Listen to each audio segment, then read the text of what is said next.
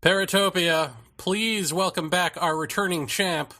You know him as David Rountree, because that's his name, frankly. Ghost hunter extraordinaire, author of the brand new tome, Paranormal Technology, Understanding the Science of Ghost Hunting. David, thank you very much for coming back and doing the show again. Oh, my pleasure. Thanks for having me. I always have a good time when I talk to you guys. And Jeff Ritzman is here as well. Yeah, hi. It's like a reunion. I know. Have I not been here? I did the last show by myself, goddammit. Oh, that's What's right. going on here? No, I thought it would be nice to have us all together instead of just me. Oh, yeah. Plowing I am truly honored, and I'm sure your audience is going to be honored as well.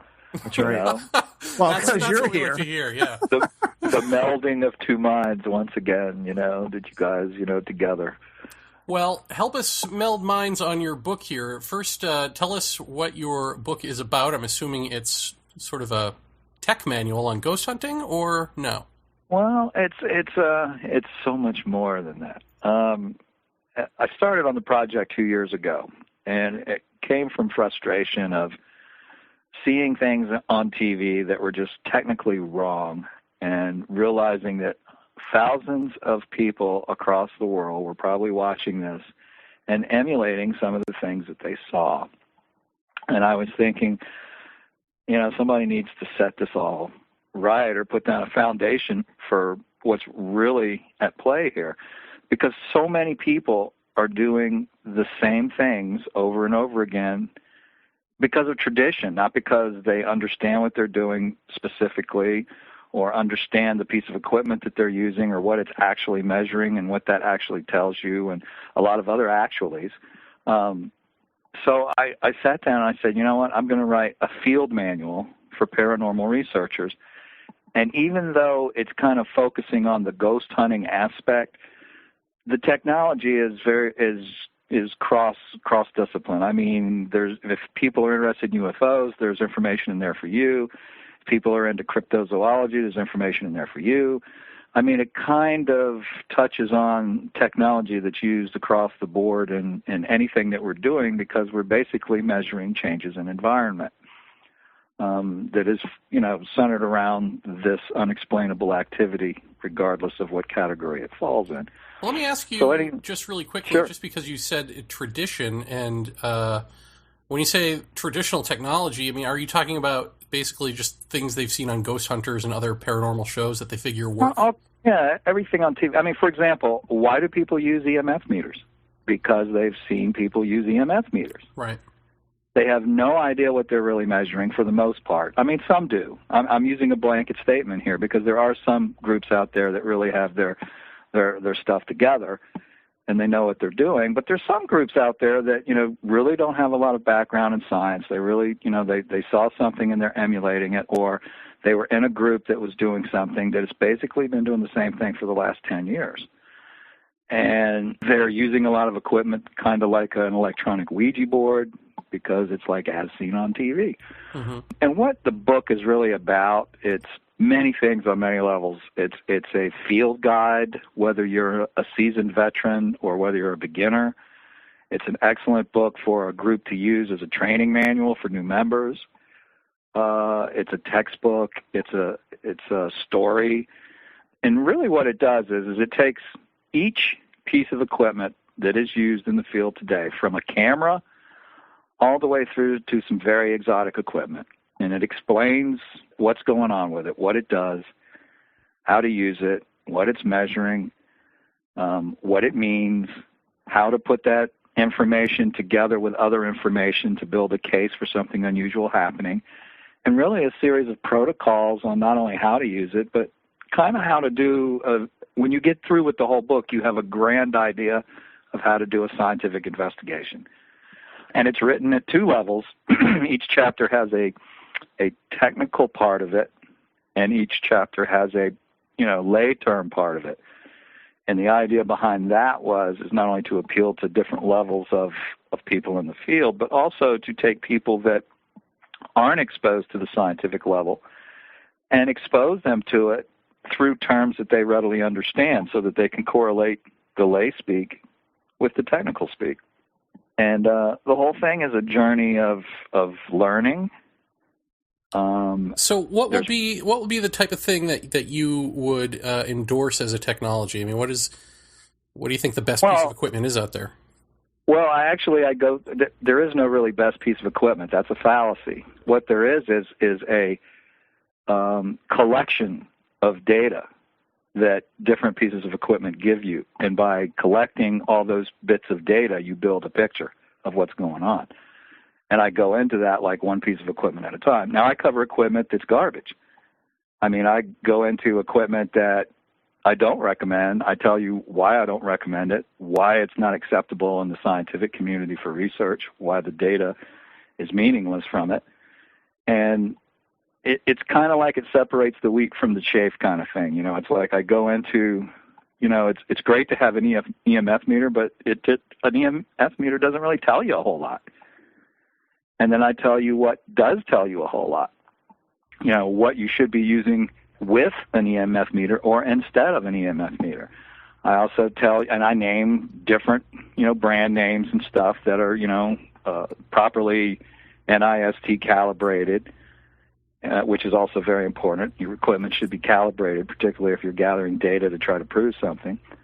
And it's designed for people who have groups that want to collect scientific evidence, that want their evidence to stand up over the long run as data that can be analyzed and added to the mix.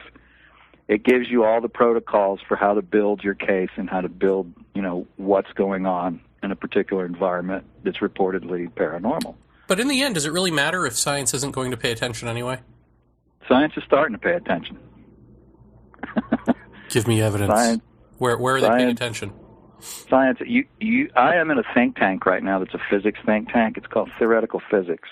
And I'm talking to probably 8 or 10 different physicists about what we're actually doing, what our research is doing. I also have contacts at Princeton in the physics department that I talk to. Of course, there are other professional individuals that are members of other organizations, particularly through the Rhine Center and other groups, that there are a lot of scientists interested, listening, not willing to go out on the limb quite yet, but offering suggestions to further refine the evidence being gathered, offering advice on experiments to do. Do you do blind tests? Yes, we do. We do double blind tests and triple blind tests. So, what would something like that? Because I'm sitting here, I'm imagining in my head, okay, if you had, I don't know if you believe in Ouija boards or not, but if a Ouija board works, say, you have a group of people on a Ouija board, you have a psychic medium, you have somebody on some other detector, somebody asks a question, they all write down what they got as an answer. Will it be the same answer? Has anyone ever done anything like that? Oh, yeah, we've done it on a couple of experiments. One was a reverse speech experiment, and the other one was an experiment that we did on testing for pareidolia and its effects on the researchers. I took 20 random researchers from different organizations and different levels of expertise. We artificially created an EVP-like audio file. We created 10 of them, and we purposefully degraded them so that they were at the brink of understandability. And then we didn't tell anybody what it was about. We sent the 10 files out. We asked them to tell us exactly what they heard. And we told them they could do anything they wanted to determine what they heard. And amazingly, what we got back was about 50% of the people got about 80% of it right. The rest got a lot less right. No one got 100% right. Do Ouija boards work, in your estimation? Why is there error? I mean, it's a subjective type of environment. You have individuals involved who are possibly could be manipulating the device. You just don't know. I mean, how do you test for that?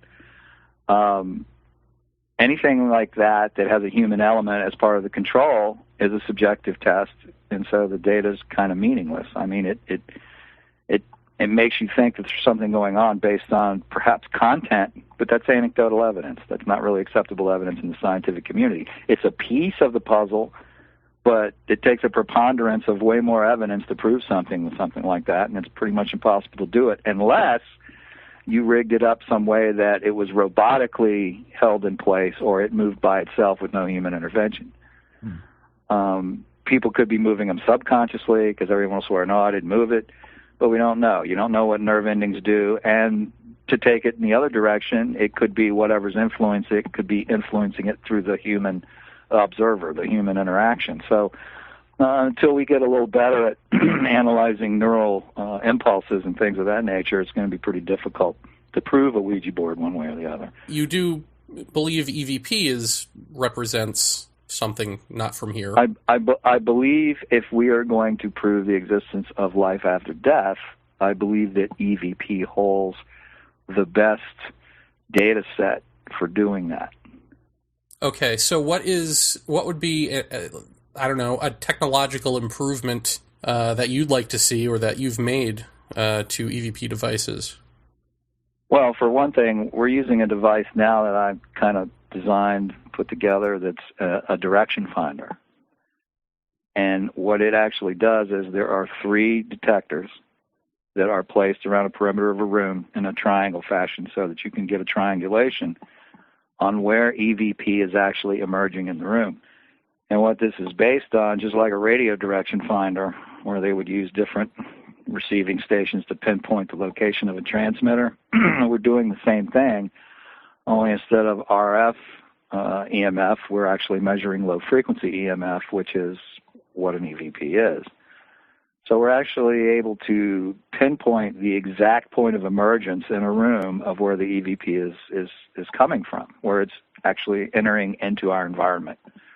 And consequently, that gives us a point to concentrate a lot of additional instrumentation at the emergence point to try to study that interface and determine exactly what's going on and how this stuff is just coming into our environment at all.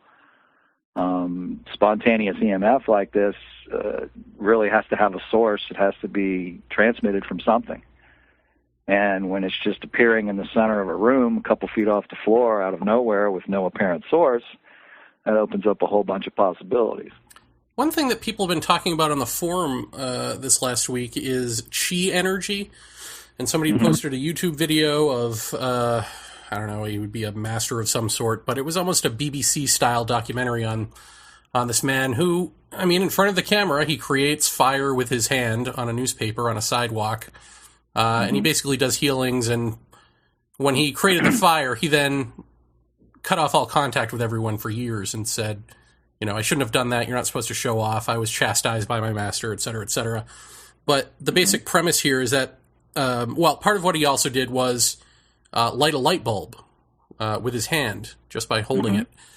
So if this is to be trusted, what he's saying is chi energy is not electricity. It's not electromagnetism. It's a whole other thing, and yet clearly it has properties of electromagnetism, of lighting a light bulb, of electricity. See, I have a problem. I have a problem with that explanation. Would this it has not to have be, a lot of properties. Well, hold on a second. Would this not be the same problem that you're running into with EVP, where you can... It's affecting something. You can pick up a recording, but you can't, exactly pinpoint where this thing is. We know exactly what an EVP is. We're just not sure where it's coming from. We know the point where it enters into our reality, where it enters into our universe. We know that point. We can trace it now. We also have measured significant other data that tends to make us believe that we're dealing with the type of portal or wormhole type of construct that's acting as a conduit for this stuff. Chi energy is kind of an interesting thing. Certainly the people in the Far East, totally believe in it and accept it as real. And I'm not saying it isn't real. I'm just saying until there is a study scientifically of it and an attempt to find some traceable, measurable identity to what's going on, it's kind of conjecture at this point. I mean, was anyone actually had this guy hooked up to instrumentation while he's making fire? Probably not. Most of those folks don't allow that. So they had him hooked up when he was healing people. Well, what did they have him hooked up to? They had him hooked into, what he was doing, Dave, was, like, for instance, he had a he could kind of converge energy and expel it out through his navel was one thing, and he had basically the film crew people were sticking their hands or fingers on top of his navel, and he would kind of like make this like guttural jerking movement, and they would clearly be shocked just from their reaction. You could tell they were getting an electrical charge of some sort. And so when they went to, it's not electrical, right? Right. Well, when they actually put him on to, I think they actually ran an EMF right over his midsection, and he tried to expel again this kind of thing. And they had a hand on there, and they had, the EMF, and I think that, if I'm not mistaken, I think it was like a voltage meter or something. Yeah, that was what I was searching for. Voltage. And they got nothing, but clearly. The person felt something, but it wasn't registering on any of their equipment at all. First of all, let me explain something. I would have to know who actually was doing the test, sure, what their protocols were, what they were actually looking for and trying to measure. I mean, without knowing the basis of the experiment that they were conducting, it's kind of conjecture at this point. I have been working with mediums doing tests to determine exactly how they get their information. And we've made some pretty interesting discoveries with that, specifically using this new device that I've pretty much designed, as well as using an oscilloscope that is mated to a low-frequency EMF sensor. And this is just a different example of kind of a similar effect. What we have determined and found now in several experiments in a row is that once the medium enters into their state of initiating communication, a very low-frequency EMF wave spontaneously appears, but it's a very complex low-frequency waveform in that it has a low-frequency carrier, but there is other frequencies riding on the carrier. So they're actually getting information much like a TV receives a transmission from a TV station. They're getting visual and audio in their head to the point of where it's like a holographic chamber. They're immersed into an environment where they're witnessing and experiencing something and relating what they're doing, relating what they're experiencing. And in every setup and every experiment we've used this at, we have found a very similar waveform.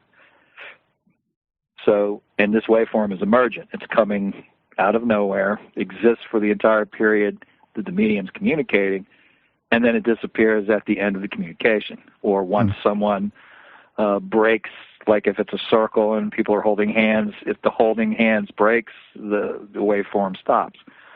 And then it takes it a few moments once they begin again for it to reestablish. It's like a communication wave or a carrier wave, but it's EMF. It's low-frequency EMF. In the case of chi energy, it would be interesting to run. I would like to design a series of experiments to try to capture some indication of what's really going on. Well, David, when it comes to the medium test, I'm curious: are you, when you have the medium sitting there and you're detecting this frequency going on and something riding in on it, number one, are you able to pinpoint where that's coming from the way you can pinpoint where an EVP is coming from? Yeah, and same thing. It's appearing pretty much near the center of the circle that really? they formed. In the case that we experienced, it was done in like an old-fashioned seance where people sat around in a big circle and held hands, and that's when it began. And then at one end of the room was the medium, and she was holding hands, of course, with everyone else in there. But once it started, it began to emulate from approximately the center of that circle. Huh. And also, when it comes to, how about if the medium element was removed and you just did this with, I don't know, 4 normal people who said they didn't think they were psychic at all, and had them do like kind of a focus of intent we've tried exercise. We've tried to artificially reproduce it with what I would call static hosts, right? In which there were people who did not display any type of psychic or medium abilities, and it was not present. Wow. Huh. In fact, in the way this stuff emerged, there were other people who were also looking at the instrumentation and were kind of amazed at what was going on, because there was a correlation between the stopping and starting and the appearance of this waveform. And it was every time. I mean, it never missed a time. Huh. So, what about, I mean... It's kind of fascinating. It's very early, of course, in the experimentation process to make some kind of conclusion yet. But it's pretty compelling evidence right now, and it looks like we're looking in the right direction. So. Well, I mean, does this kind of thing carry over right into manifestations of apparition type stuff? I mean, are you able to do? I know you're really into the EVP thing and the audio, but is there equal progress being made by your team on visual data as well? Yeah, absolutely right, because the EVP chase has led us to almost like a grand unifying theory of the paranormal, because I don't know if you're familiar with wormhole theory, but at the throat of a wormhole there tends to be a holographic barrier. And this holographic barrier is just what it means, just what it says. It's the ability to project energy in the form of imagery or information or numerous other things. And what we believe is going on now, in parentheses, quotation marks, what we believe based on the evidence, is that these wormholes connect. When they connect, they allow pure energy to pass through in various forms. In some instances, this pure energy can manifest itself as a projection of perhaps an individual or a thing or something of that nature, and it shows as a holographic projection on the holographic barrier of this wormhole, and what we see is a ghost. Huh. Okay. Kind of heavy. Yeah. And the theory behind it is actually very solid in quantum mechanics. Yeah. And it's really the only thing that makes any kind of sense of what can be causing the manifestations. Because if you'll notice, most people, when they see a ghost or they photograph a ghost, it's very wispy. It's generally you can partially see through it. It has all the earmarks of a holographic projection. Can it interact with the environment? And of course, it interacts with it interacts with what may seem to be the environment, because it's moving around in an area of what we're witnessing, but we have no idea what the energy on the other side is witnessing. It may be dealing with something during its lifetime at that location. We don't know. There are also time anomalies involved with these things, which also lends evidence to it being a wormhole. We've actually had several instances where we've gotten our time slip detector in place and measured time anomalies around the throats of these conduits. So David, does that necessarily mean that when someone experiences a ghost, and just say for the sake of argument, we're not talking about a purely experiential event, but something that could possibly be documented in some way, are we more or less talking about looking backwards in time versus seeing the dead per se? Wormholes can be trans-time. They can go back and forward in time. They can go to another place far away in this universe. They can go to another universe. So, yes, all those things are true. It could be a time conduit. It could be, we could be standing, and I believe this is the case in what they call a residual haunt. Uh-huh. We are probably witnessing through this conduit an event from the past, just as it occurred in the past, like we were standing there when it happened, even though we're way into the future from it. But what some of these residual haunts may be is that we're getting a glimpse at that particular moment in history where we're seeing history over again as it's acting out. So we're actually looking back at a specific spot in time. And in most of these cases, there's no interaction. It's a witnessing situation. Right. Where we're witnessing some subject doing something that appears oblivious to our even being present. Well, what do you think? What do you think? Like in the case of in the case of my house, in the case of my house, there's no broom big enough. Yeah, I mean, let me ask you. I mean, Well, okay. I mean, you and I love Gettysburg, so it's like when I look at Gettysburg, what? I mean, of course, there's a lot of stuff going on there. Absolutely. Or seems to be, and there's a lot of residual. For the most part, there's way more residual than interactive, but there is interactive stuff going on there. Right. So if there's a lot of that residual going on there, or say it's going on in my house, or it's going on in Jeremy's apartment, what is the point, or I'd say what would be the point of origin of why is the manifestation happening there or here or wherever? There can be a lot of different reasons. Well, do you think about the nature of liminality in some of these things, or sure. I think a lot of it has to do with returning to source point. Mm-hmm. In other words, if someone died in a spot, they would go through, or the essence of their consciousness as pure energy, as reported by people who have near-death experiences, go down a long tunnel with a light at the other end of it, exactly what a wormhole looks like. Mm-hmm. So if someone emerged into a wormhole, into a parallel universe to exist as a being of pure energy, let's just stretch this a little bit and assume it for a minute. Okay. The point, much like when a Tesla coil fires up in a room and the energy bolts tend to follow the same path as the one before it because it's following a path of ionized molecules, much in the same way, a wormhole would reconnect in exactly the same places where these people died, because the wormhole connected there in the first place to allow them to exit this existence into wherever people go or wherever their consciousness goes. Mm-hmm. So it would only stand to reason that a certain amount of ionized matter existed between these two destinations that allowed these wormholes to reform in approximately the same position as they, have previously, and continue to do so over the course of a historical period. Hmm. So is it safe to say that you're looking at some kind of like reverberating shockwave of energy that's opening up for that person to go, and then it's kind of like it's kind of like a ball expanding and contracting back and forth for a certain period of time? Think of it more like a long cosmic string. Okay. And it's floating along.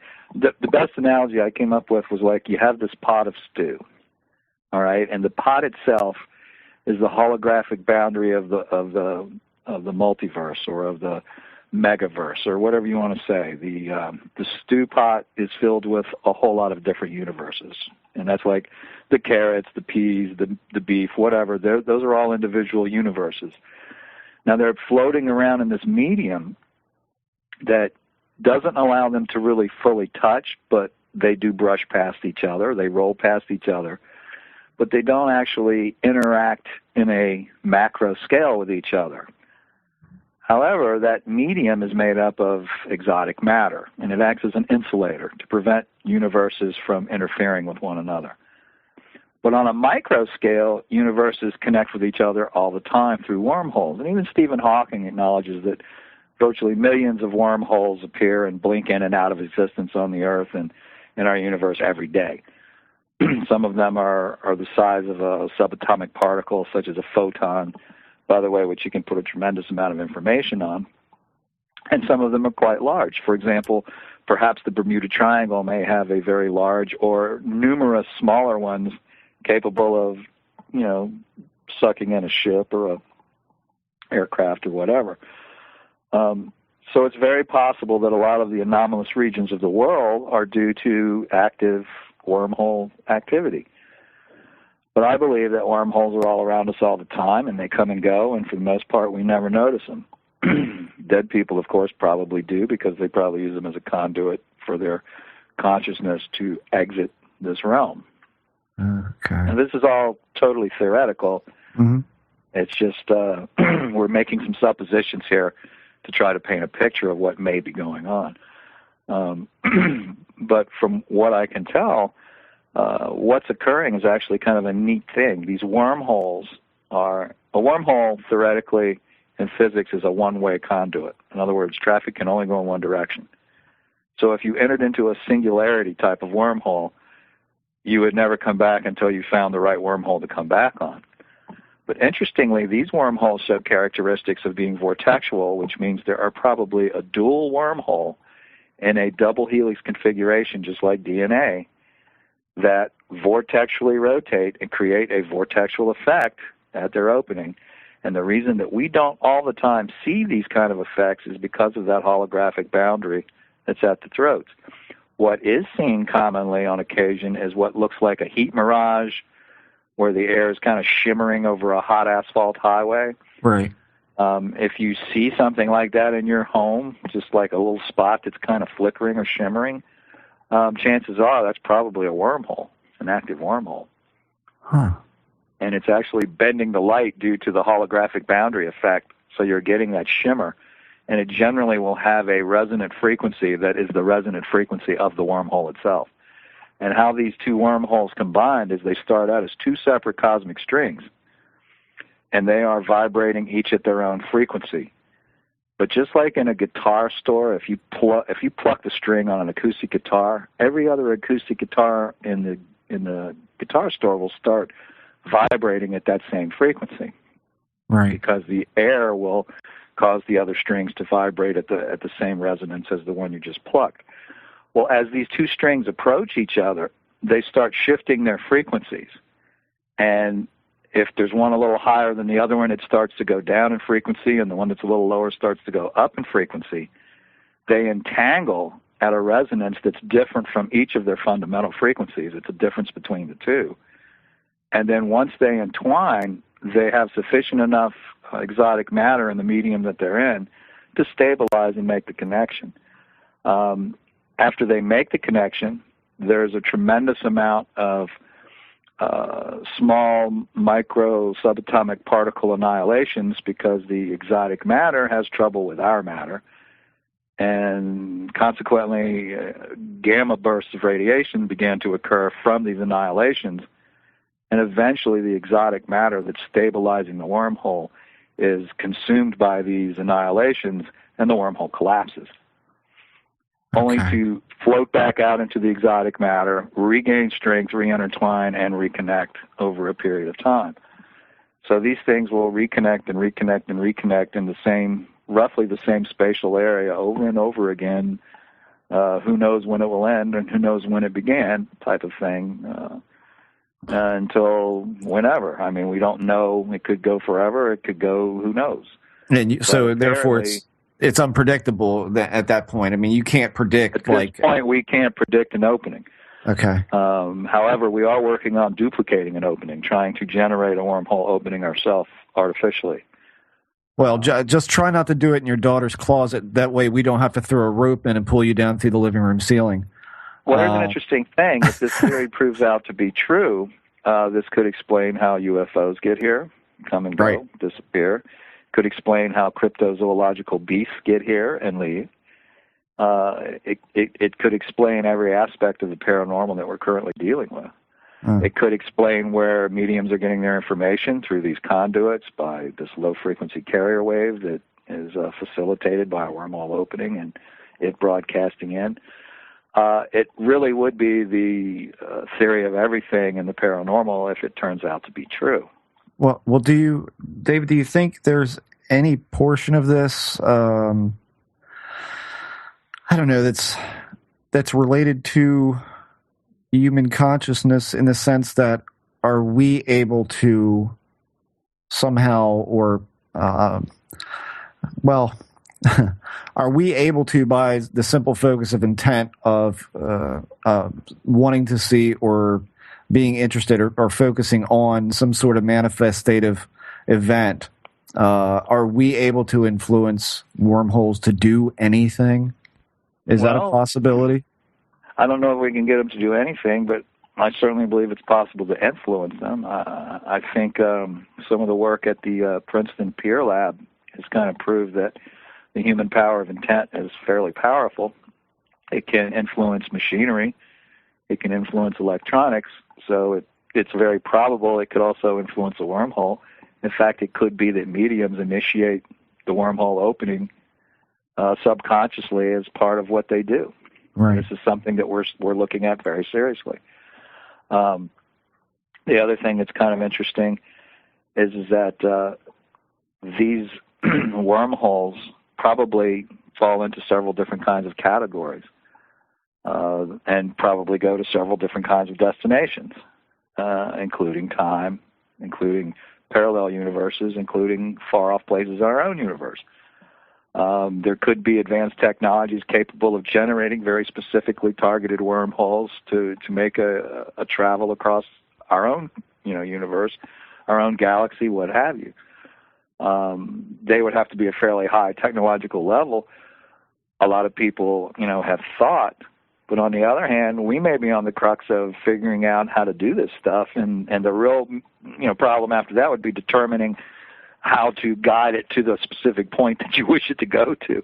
Right. Because we have no clue about that, but we are starting to get some clues about what's going on when these things are generated. So I would say it's probably a good chance that they could be generated artificially in our lifetime. We just probably couldn't direct them to where we wanted them to go. It would be like throwing dice. Yeah. It'd be like, Bullwinkle pulling a rabbit out of the hat type of thing, And getting the lion, yeah. Remember?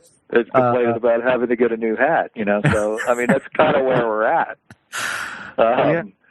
But it certainly has a great deal of potential, of not only in the aspect of the paranormal, but in physics in general. If we could prove there was an existence of a wormhole and prove Kip Thorne's theory of wormholes, that would be a huge scientific discovery, and I'll guarantee you science will get heavily involved in the study of the paranormal. Of course, at that like point. That happens. Yeah. That's kind of our motivation behind following it as well, is to get science involved. I was kind of surprised to hear you talk about the the wormhole and the oscillation and all of that, because the prevailing thought that I've had these days, at least in regards to the UFO thing and in particular contact experiences, is that I've said for a long time, the more attention that you seem to give this thing, or worry or stress or any of that, the more that it seems to interact in this really profound way, not so much like a bump in the night thing. I'll tell you something else to try at your house, by the way. Get yourself one of those little plasma balls like they have it. Yeah, I'm looking at one right now. Yeah. buy one and run it and watch what happens. Okay. Because I'm gonna tell you something. That's an example of cold plasma, and you're generating cold plasma in that globe, which is also energy. It's the fourth state of matter. Now, orbs, real orbs, not dust orbs, but orbs that we have captured and measured, are cold plasma, and they are a byproduct of this conduit opening up.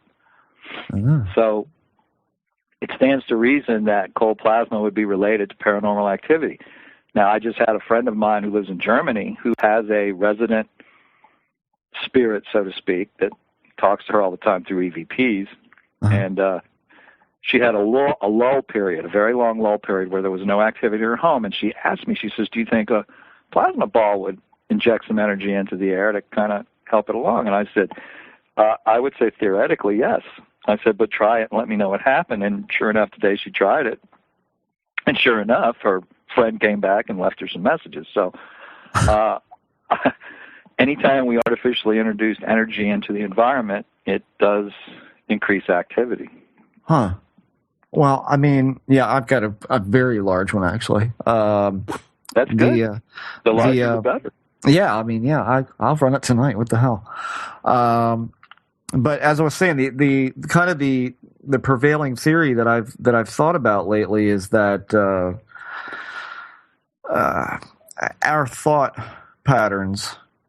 I look at it. You mentioned a guitar, which is odd because that's how I kind of explain it. Having a delay pedal hooked up to a regular guitar, and you hit a note, and you get the ding, ding, ding, ding, ding. Yep. But you can change that amount. You can change the amount of feedback loop and all of that. And so I've kind of named it the feedback loop theory, where essentially we have a thought of X, and so something out there in the ether says X back, and so it just becomes this ping pong effect back and forth until that oscillation reaches some kind of fever pitch, and then manifestation somehow happens, or like you in your case, wormhole erupts someplace, and you have some sort of manifestation happen. Exactly so I was just curious, like would human consciousness be able to affect that sort of thing, being as we know how it kind of can affect reality now. And I wonder, it's all like, frequency related, it's all frequency related. Our inside of our brain, there are thousands and thousands of electronic impulses, waveforms, pulses, all these electronic energy going off, and it's collectively enclosed in our central nervous system. And so it also runs throughout our entire body.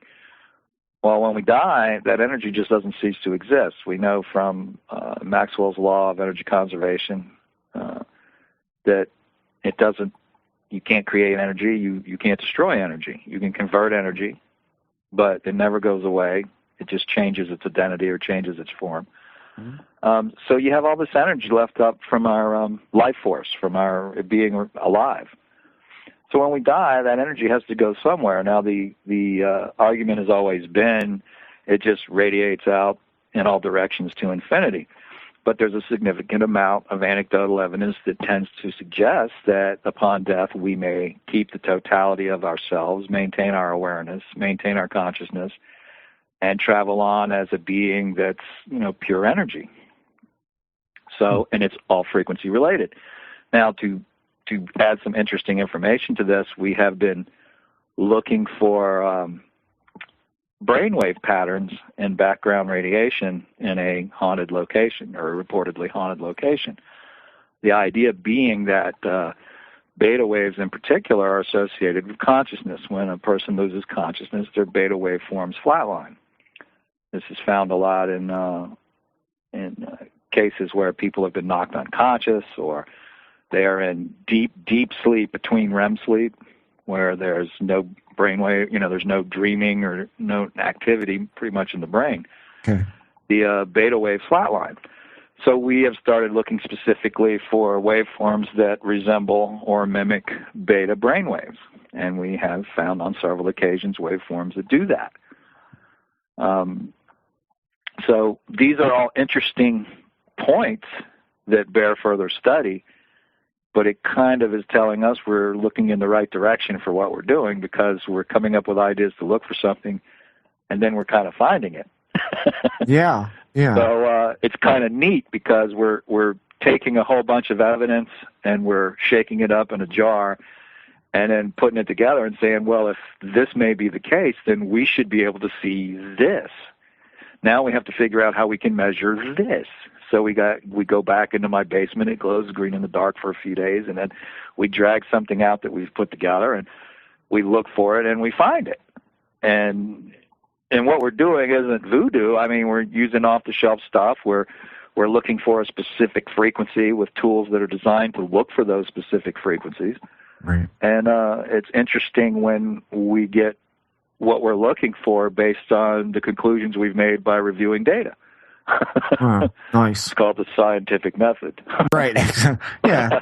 Something sorely lacking the paranormal, I guess. Yeah. So, and that's another thing that my book does. We're kind of coming full circle here for a second. Yeah. At the end of my book, the very last chapter, the title of it is called The Scientific Method. And what the book does is it prepares the reader all the way through it, so that when they get to the last chapter and they read the scientific method, it makes total and complete sense to them, and they understand what it means. Mm. And that's the goal of the whole book. That's the big goal of the whole book. The little goal is to familiarize people with the equipment and what they're measuring and that sort of thing. So it's kind of a full circle type thing. When you get to the end, it tells you how to put all of it into place and how to utilize the tools that the book gives you to develop your own hypotheses and develop your own theories. Right. Well, so it's kind of a neat thing.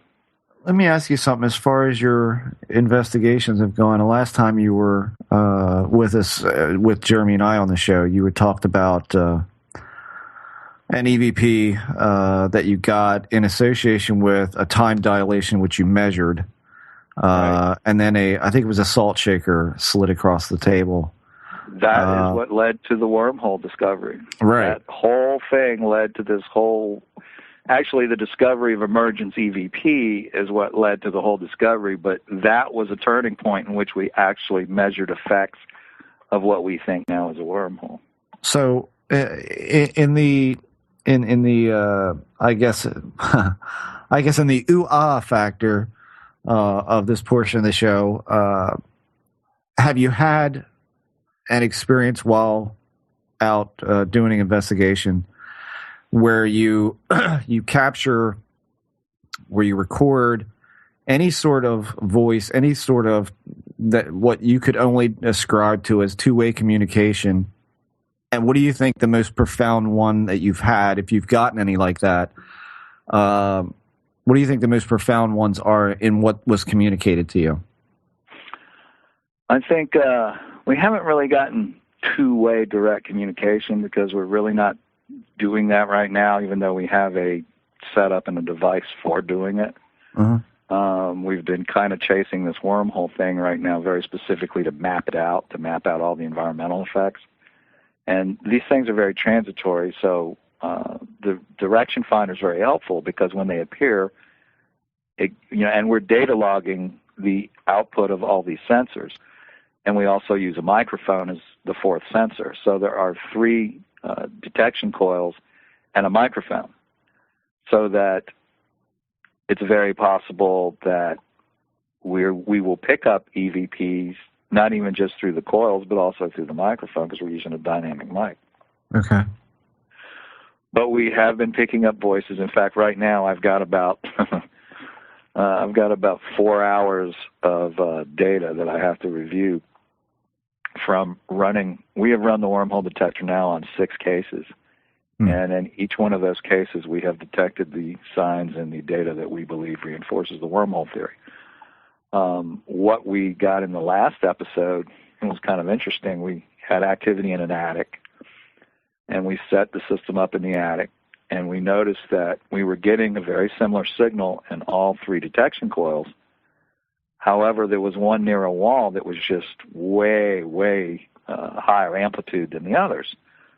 And we could not get a triangulation fix on the point of emergence of the signal we were getting.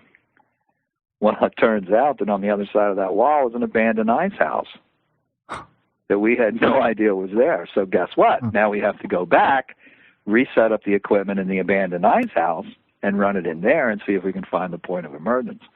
But the attic was very, very active. I mean, we got several EVPs up there.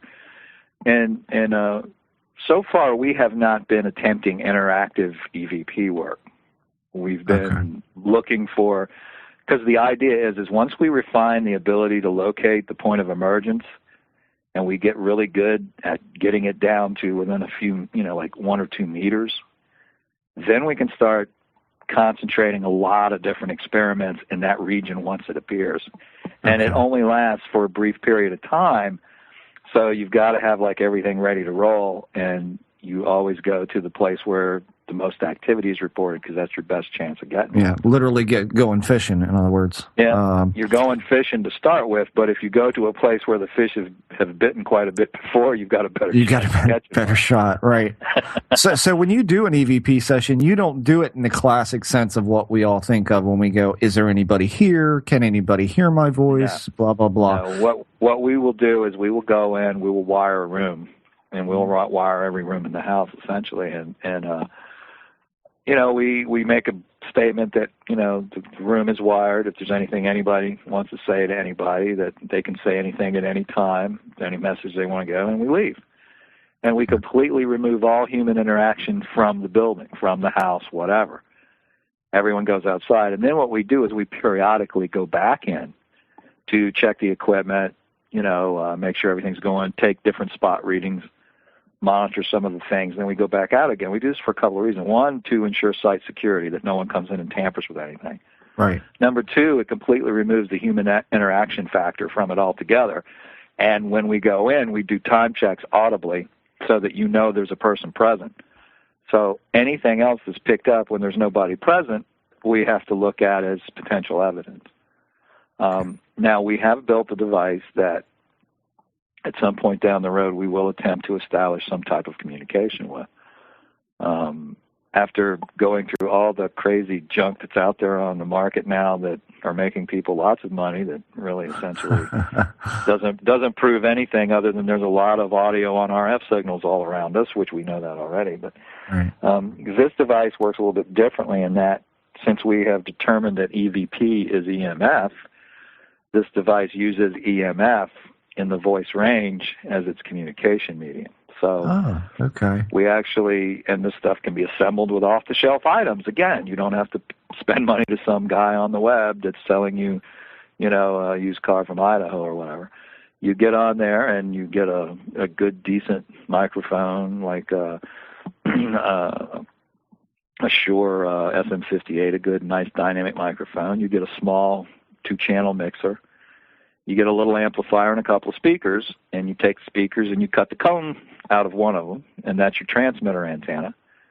And you leave the speaker in the other one, or you put a headphone, on in case, you don't want the other speaker there. And you broadcast what you're saying through the microphone, through the mixer, through the amp, and out the speaker coil. You don't hear it, but it's radiating your voice in EMF. And then you listen with another microphone at what may be coming back at you through your headphones. And we believe that if it's possible to establish two-way communication, that's going to be the best possible way to do it. That would creep me the hell out. Well, that's kind of why we haven't done it yet. We're not sure we want to know the answer, but we definitely have the ways and means of doing it. We just, to be real honest with you, our research schedule has had all this other stuff on its plate, right, and we haven't gotten around to doing that yet. I mean, we're still documenting the fact that EMF and EVP are the same, because the more data that we collect that shows that, the more people will believe that it's so. Right. And we're getting reports from other investigating groups who are duplicating the EVP EMF experiment, and they are getting the same findings that we got. So we're starting to cautiously go out on that limb and say, yes, EVP is EMF. Right. Even though we've been suspecting it for quite a while, and I've been saying that's what I think it is. We're pretty certain now, just based on other people repeating our work and getting the same thing, that that's pretty much what it is. Yeah. Is there? Let's go through, because I just want to. Let's do a public service thing here. Let's run down the list of a couple things here. And we'll call this part of the show "Crap or No Crap." Frank's box. Crap. K2 meter. Crap. Really? Why so? It picks up everything. It picks up everything. Yeah, it picks radio. Up cell phones. It picks up any EMF in the environment. It picks it up. So what good is it if it can't differentiate from a 60-cycle waveform, a person on a cell phone, the kid on a walkie-talkie down the block, or somebody's wireless telephone?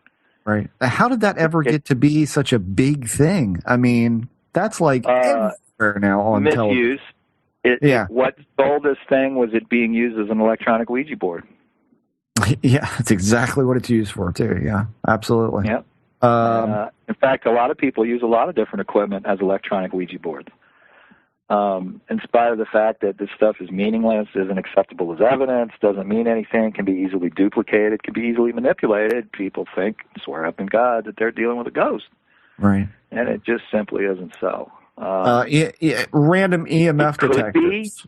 It could be a ghost, but if it could also be 100 other things, how do you differentiate between which of those 100 things it is? That's why it's junk data. Yeah. Same thing with Frank's box. Frank's box may very well be talking with the dead, but it could also be talking with the kid down the street on a walkie-talkie. It could just be randomly picking up, phonetic vowels from the radio. And if ghosts talk on an AM radio, why don't we hear them on our radio on our way to work in the morning? You know what I'm saying? Yeah, this is true. I mean, there's so many things it can be, and no methodology in place to eliminate those things that aren't paranormal. That's why it's junk. Well, what is the and I don't even know what this thing is called, because frankly I don't think they tell us, but I hate to bring up a sore subject for us both, but Ghost Adventures, guys. The Ovulus? Is that what that's called? Well, it talks. It's got goggles and all. What is that called again? Yeah, it's called the Ovulus. Do you know why it talks? No. Because the man who made it programmed the chip with 10,000 words that he chose. Okay. And that chip is triggered by environmental changes of various degrees. I mean, if a degree changes in the temperature, if the atmospheric pressure drops a point, if there's EMF from your wall socket, they'll all trigger a word. It'll flip a word. But the words are carefully chosen by the designer. I mean, like, you don't have Potawatomi in there. You don't have, like, the USSR. You don't have anti-disestablishmentarianism. They're very carefully crafted words that are meaningful to paranormal investigators that are put into that vocabulary. So it's kind of like taking a bunch of words and writing them on pieces of paper, shaking it all up, and randomly pulling one out. And this one says, hurt. Oh, my God. It's a person who died here, and they're hurting. You know what I'm saying? I mean, the words kind of can be in context no matter what the situation. So, of course, you're always going to get a hit. And that's why he is almost, he's made several $1 million probably selling these devices now off a gullible public. And he clearly states on his website, novelty item only. No claims are made that this device communicates. You know what I'm saying? Because he can be sued. Right. Well, yeah, sure. So he could go to jail for false advertisement. So, I mean, he sits there and tells you right off the bat that this is just a gadget. It's a toy. It doesn't really talk to the dead, and people buy it and swear they're talking to the dead. So, I mean, what can you do? In my book, I go over these devices. I explain exactly how they work. Why I would be surprised if you didn't get a meaningful word from them, and exactly what's going on with them, and why they're no good as evidence, because, like I say, there's 1,000 different sources possible and no way to differentiate between them. Wow.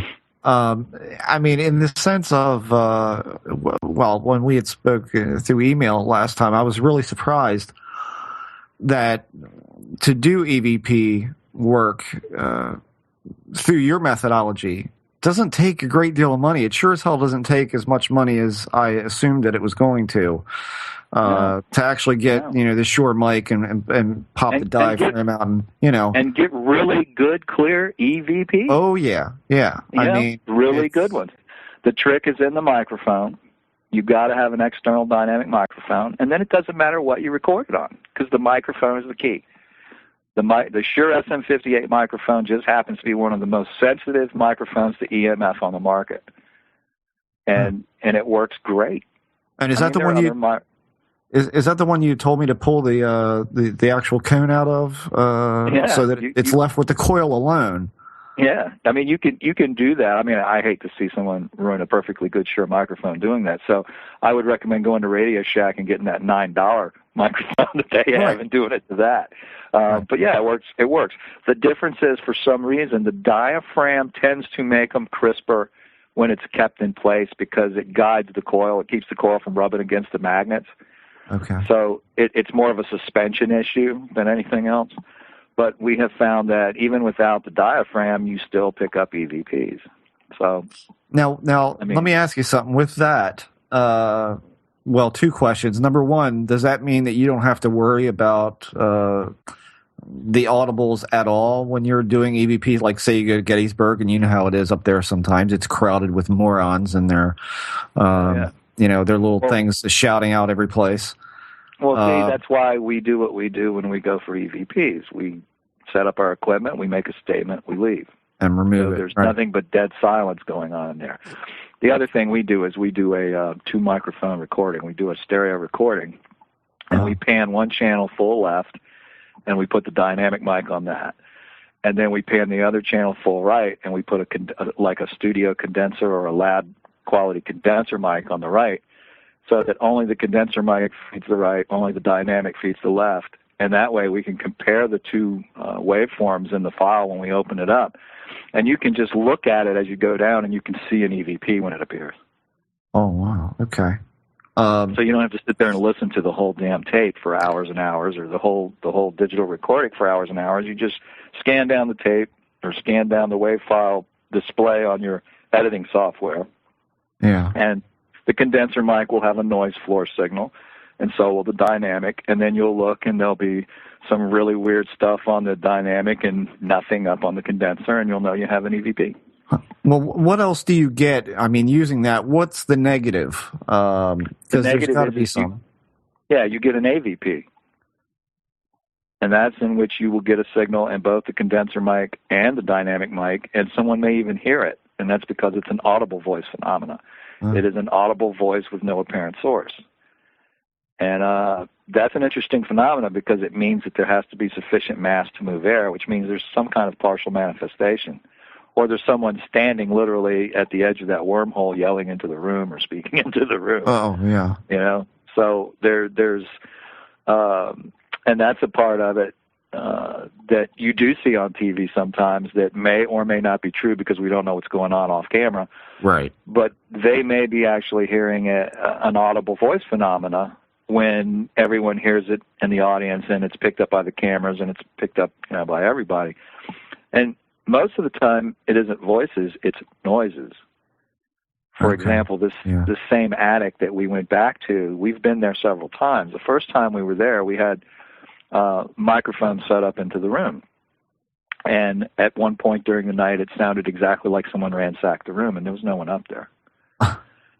And you couldn't hear anything downstairs, but boy, did we record it. I mean, we recorded all this stuff, and it was in both the condenser mic and the dynamic mic, and everything was in place when we went up there to take it down. Another interesting anecdote. This is pretty funny too. When we went back with the wormhole detector, we were setting up our recording setup, which is the 2-mic setup, the mixer, and a recorder.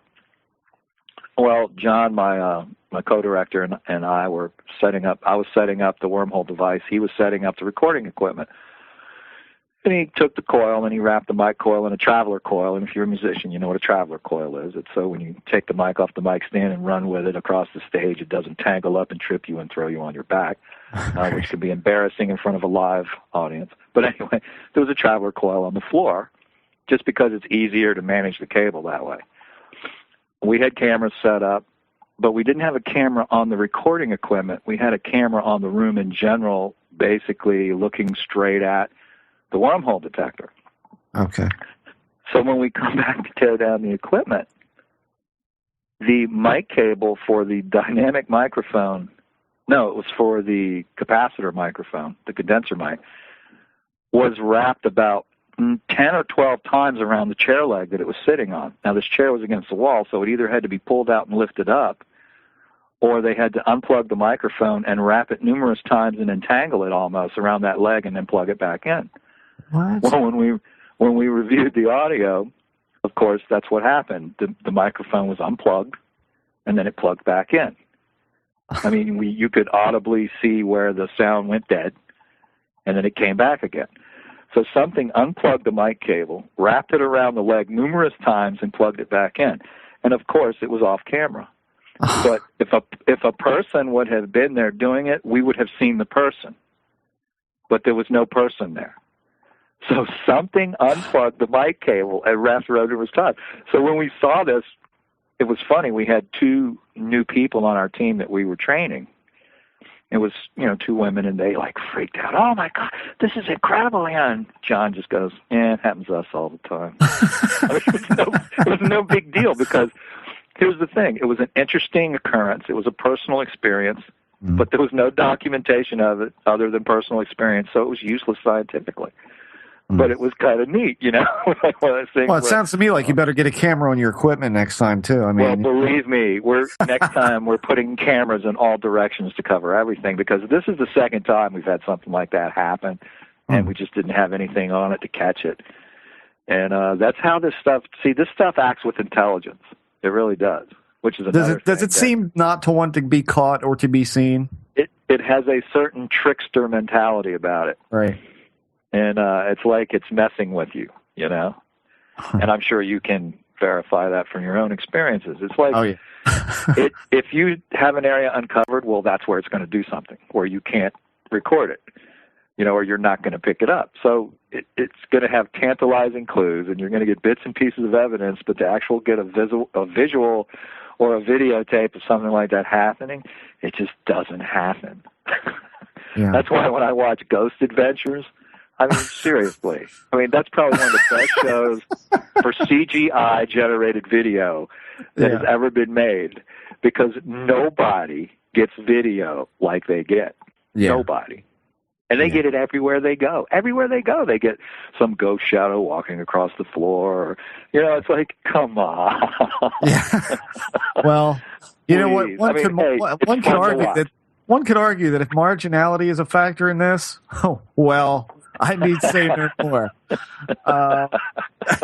Let me ask you something from just a personal standpoint. When I lived in a condominium, we used to have something seen in the hallway by my wife, me, my son. People who would come to the house would see either a dark shape move into the hallway and into the bathroom, or on several occasions, my wife actually saw a figure of a person. She couldn't tell if it was male or female, but it was very dark. Totally black, right? Like it absorbed light instead of reflecting. Yeah, she said it looked like darkness. Which was pretty. But she said there were times where that darkness was transparent at times, where it was almost like a light shadow. Right. Now, we saw that a lot in the hallway by a bathroom. In this current house that we've bought, we see things in a hallway by a bathroom. That's right, because ghosts have to take a crap, man. Well, and that's the amusing answer, but I want to know, what the fuck's the real answer? Well, let me tell you, amazingly, you have stumbled upon a very common piece of knowledge to anyone that's been doing this for years and years and years, is there tends to be more activity near bathrooms. There also tends to be more activity near kitchens as well. But we think we know why that is. We think that's because of the running water situation, because running water generates electric currents. You can actually measure those currents if you use, the amp meters that are clamp-on amp meters? Okay. Yeah. Next time you're around your house and there's a pipe that you can get to that's got water running through it, clamp an amp meter on it and measure the voltage. You'll be surprised. Really? Okay. Yeah, you may see as high as 90 volts on it, and that's just from the magnetic field being generated by the water flowing through that pipe. If you think about it, electricity does the same thing for a wire. It flows through the wire, but the current is actually measured on what's called the skin effect. The area outside, around the perimeter of the wire, is where all the current is carried. That's why the bigger the wire, the more current it can carry, because it has a bigger circumference for the electricity to run across. Same thing with a pipe. The bigger the pipe you get, the stronger the electricity will be from the magnetic field, because it will be a more powerful magnetic field flowing through it, particularly if it's a faster flow rate. So, and we have had people that had experiences by their washing machines, and it was because we went down there and there was like 100 volts coming off the plumbing going to the washing machine, and it was giving off EMF. And it was giving off a very low frequency EMF based on the dynamics of the water flowing through it. So there's a lot of things in the environment that may cause someone to have altered perceptions that isn't paranormal at all. Right.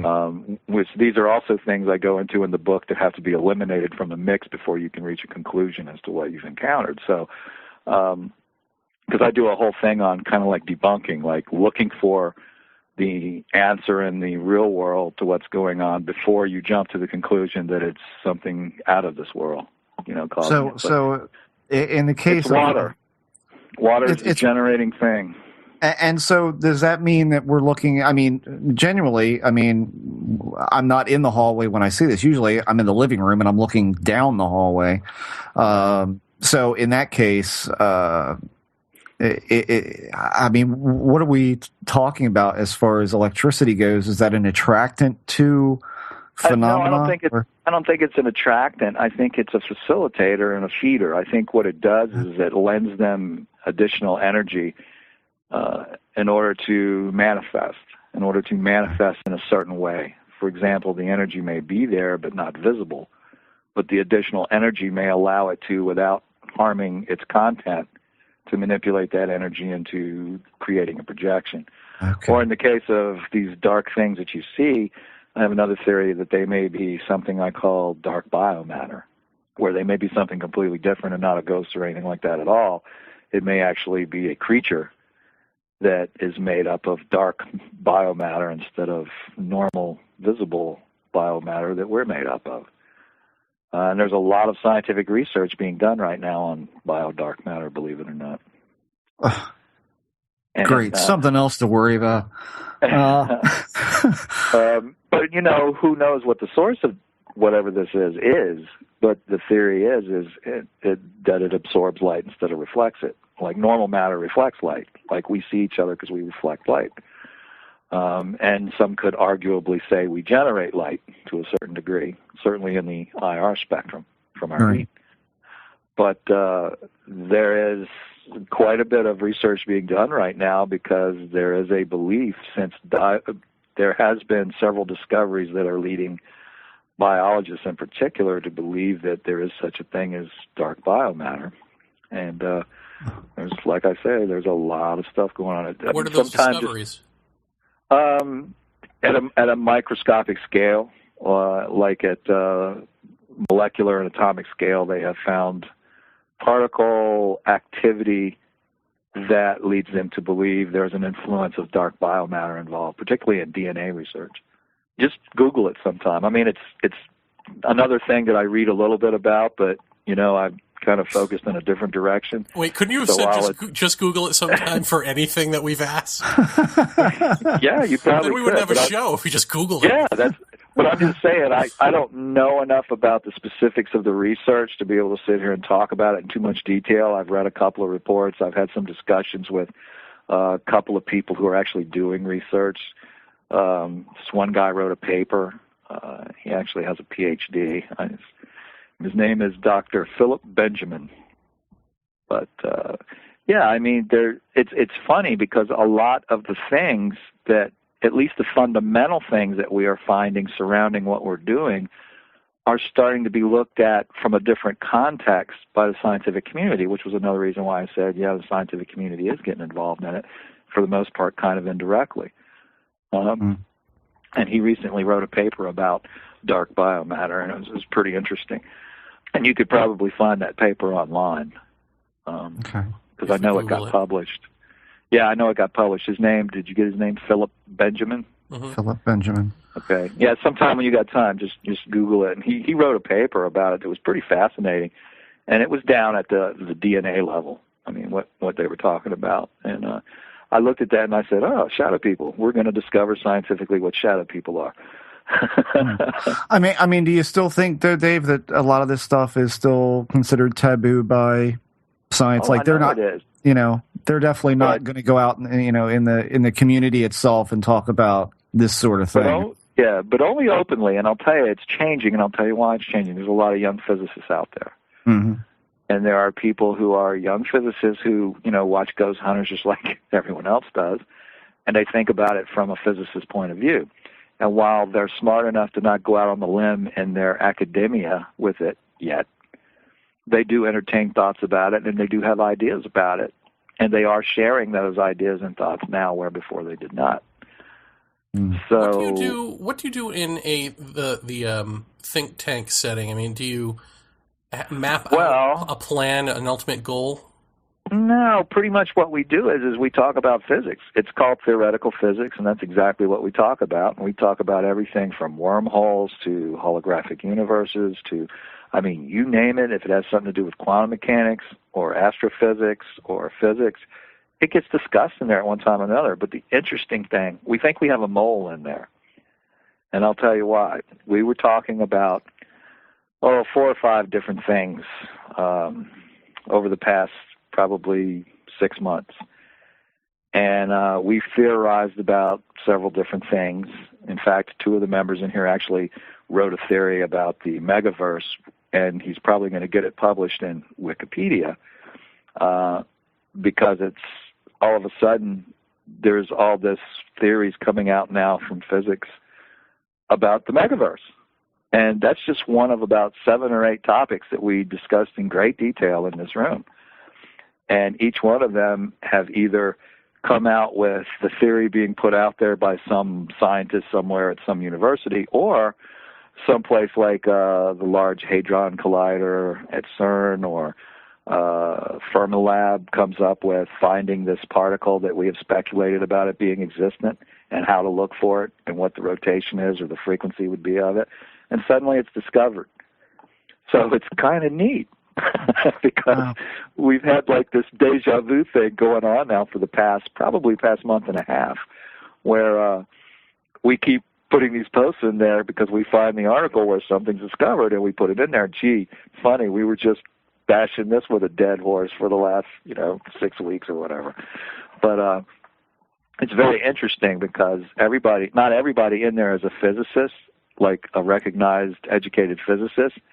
There are a lot of people in there that are physicists as a hobby, but they're incredibly bright and they're incredibly good at what they do. And the people that are physicists that are in there, we all talk to each other like there's no difference between anyone in there. Mm. And we're all talking to each other on the same level, and we're all expanding upon each other's theories and fleshing them out as a group effort. And that's what I mean by a think tank. And I even discuss some of the paranormal stuff that I do in there. And they come up with all kinds of ideas. And, what you found reinforces there's one guy in there who wrote a paper. It's called Origins. It's actually a 6-part paper. It's huge. And there is a part of it in there that was inspired by some of my work in the paranormal and some of my discoveries that helped flesh out some of his theories. So it's like a two-way street. We go in there and we all flesh each other's stuff out from different points of view. So it's a great place to work kinks out of a theory or to design experiments or what to look for, because we all put input into it. Oh. And it's very varied and very thorough in its nature. You had mentioned that your book also deals in things that might be able to help ufologists and Bigfoot researchers. What's something in there that would help a Bigfoot researcher? Well, if you were out in the woods where Bigfoot has been seen recently and Bigfoot has been witnessed by numerous people on several occasions, you would want to be looking for EMF, because emerging EMF would tell you that there's a portal opening up, and you'd want to be near that portal if Bigfoot might be coming through it. So you would want to be monitoring gamma radiation. You would want to be monitoring ion counts. You could even just use handheld battery-operated equipment just to give yourself a heads up something was going on. You wouldn't need to know what the frequency was. You just need to know it was there to start looking. Chances are, if you're out in the middle of the woods, you're not going to be reading 60 cycles from any kind of power source. So if you get an EMF waveform, that it's probably not being created by anything natural out in the middle of the woods, unless there's some kind of electronic beast around. Huh. Well, see, if you could do that, then you could actually prove that Bigfoot is not just a natural, cryptozoological creature. Exactly. Take it to the other direction if you're studying UFOs. You're in a place that's very active with UFOs. So you go out there and you take an EMF survey meter with you. And you're out there and there's no power around or there's no high-tension wires, and you're standing around on a highway and there's nothing around, like, say, you're in Pine Bush or someplace like that, Pine Bush, New York, Hudson Valley, no power lines around, and all of a sudden, your meter goes wackadoo off the wall. I'd be looking at the sky at that point. Chances are. And I'm going to tell you an interesting story. When I was very young, I was probably 12 years old. We were sitting in our house in South Florida. I was living in Delray Beach, a little community called Country Club Acres. And we're watching TV, and all of a sudden the TV went wacko. I mean, it was like somebody took a magnet and was running across the face of the screen. I mean, the picture was just twisting all around. It was whacking all out and everything. And it lasted for probably 5 minutes, and then it went away. And then suddenly there was a frantic knocking on our front door. And it was the lady across the street. And now this woman was a banker, so she was sane. I mean, she wasn't abnormal or known to go ranting or drink heavily or anything like that. And she asked us if we were okay. And we were like, yeah, why? And she goes, there was a UFO over your house. And I'm like, what do you mean? And she's like, it was like over your roof. It was hovering above your house. I'm like, well, how big was it? She said it was about 50 or 60 feet across. She said it didn't cover it actually didn't cover the whole house, but it almost covered the whole length of the house. So we had a ranch type house, and it was on a 100-foot lot. So this thing was like floating right above our house. And I said, well, hi. My mother actually said this wasn't me. I was 12 years old. I was just like sitting there with my jaw hitting the floor. But my mother said, well, how high above the roof was it? And she said maybe 30 or 40 feet. Oh, my God. And I'm thinking, this is why the TV tore up. There was an electromagnetic disturbance over the house, which blocked the TV, which was manipulating the TV signal, probably a byproduct of the propulsion system or whatever. But we didn't even know it. And all I kept thinking as a 12-year-old kid was, damn it, I didn't get out there and see it. Right. Yeah. So after that, every time the TV tore up, I ran outside. What's wrong with David? I never, of course, saw one again there. I did see one in my senior year of high school when we were at football practice one night, but the whole damn team saw it. So, but I mean, I have had several encounters with UFOs. And I will say that I was on a military aircraft when I was in the military, and we got buzzed by a UFO very close enough to photograph it. And really? It was a disc. Yeah, it was a disc. It's very clear. I got 3 shots of it with a 35 millimeter. And it passed us. It was in straight and level flight. And the only thing that I noticed was that the pilot lost his auto nav while it passed us. Huh. In other words, all of his auto nav instrumentation went nuts for a few minutes, and then everything righted itself once it passed. And the pilot basically said, we didn't see anything. Well, no, of course not. Where did the photo go? Yeah, that's what I was going to ask. What happened to the photo? I still have them. Oh, my God, can I see it, please? Yeah, I'll email them to you. Oh, excellent. There's 3 photographs. They're old. They were scanned, so, they were scanned from the original photos because the original photos have long since deteriorated. But, I mean, this took place in the 70s, early 70s. When you saw this, did you think of technology or did you think of something else? No, I immediately figured it was something else. I was in the Air Force. What did you think it was? I mean, technology, alien technology. I mean, did you think aliens or did you think ghostly, paranormal phenomena or something else? No, I was pretty sure it was alien technology. Are you now? Are you still sure? Yeah. Don't get me started on UFOs, because I could spend all night talking about UFOs. Oh, really? Well, that bears another repeat guest spot here. So you are the returning champion. That's right. when I began doing paranormal research, I researched everything.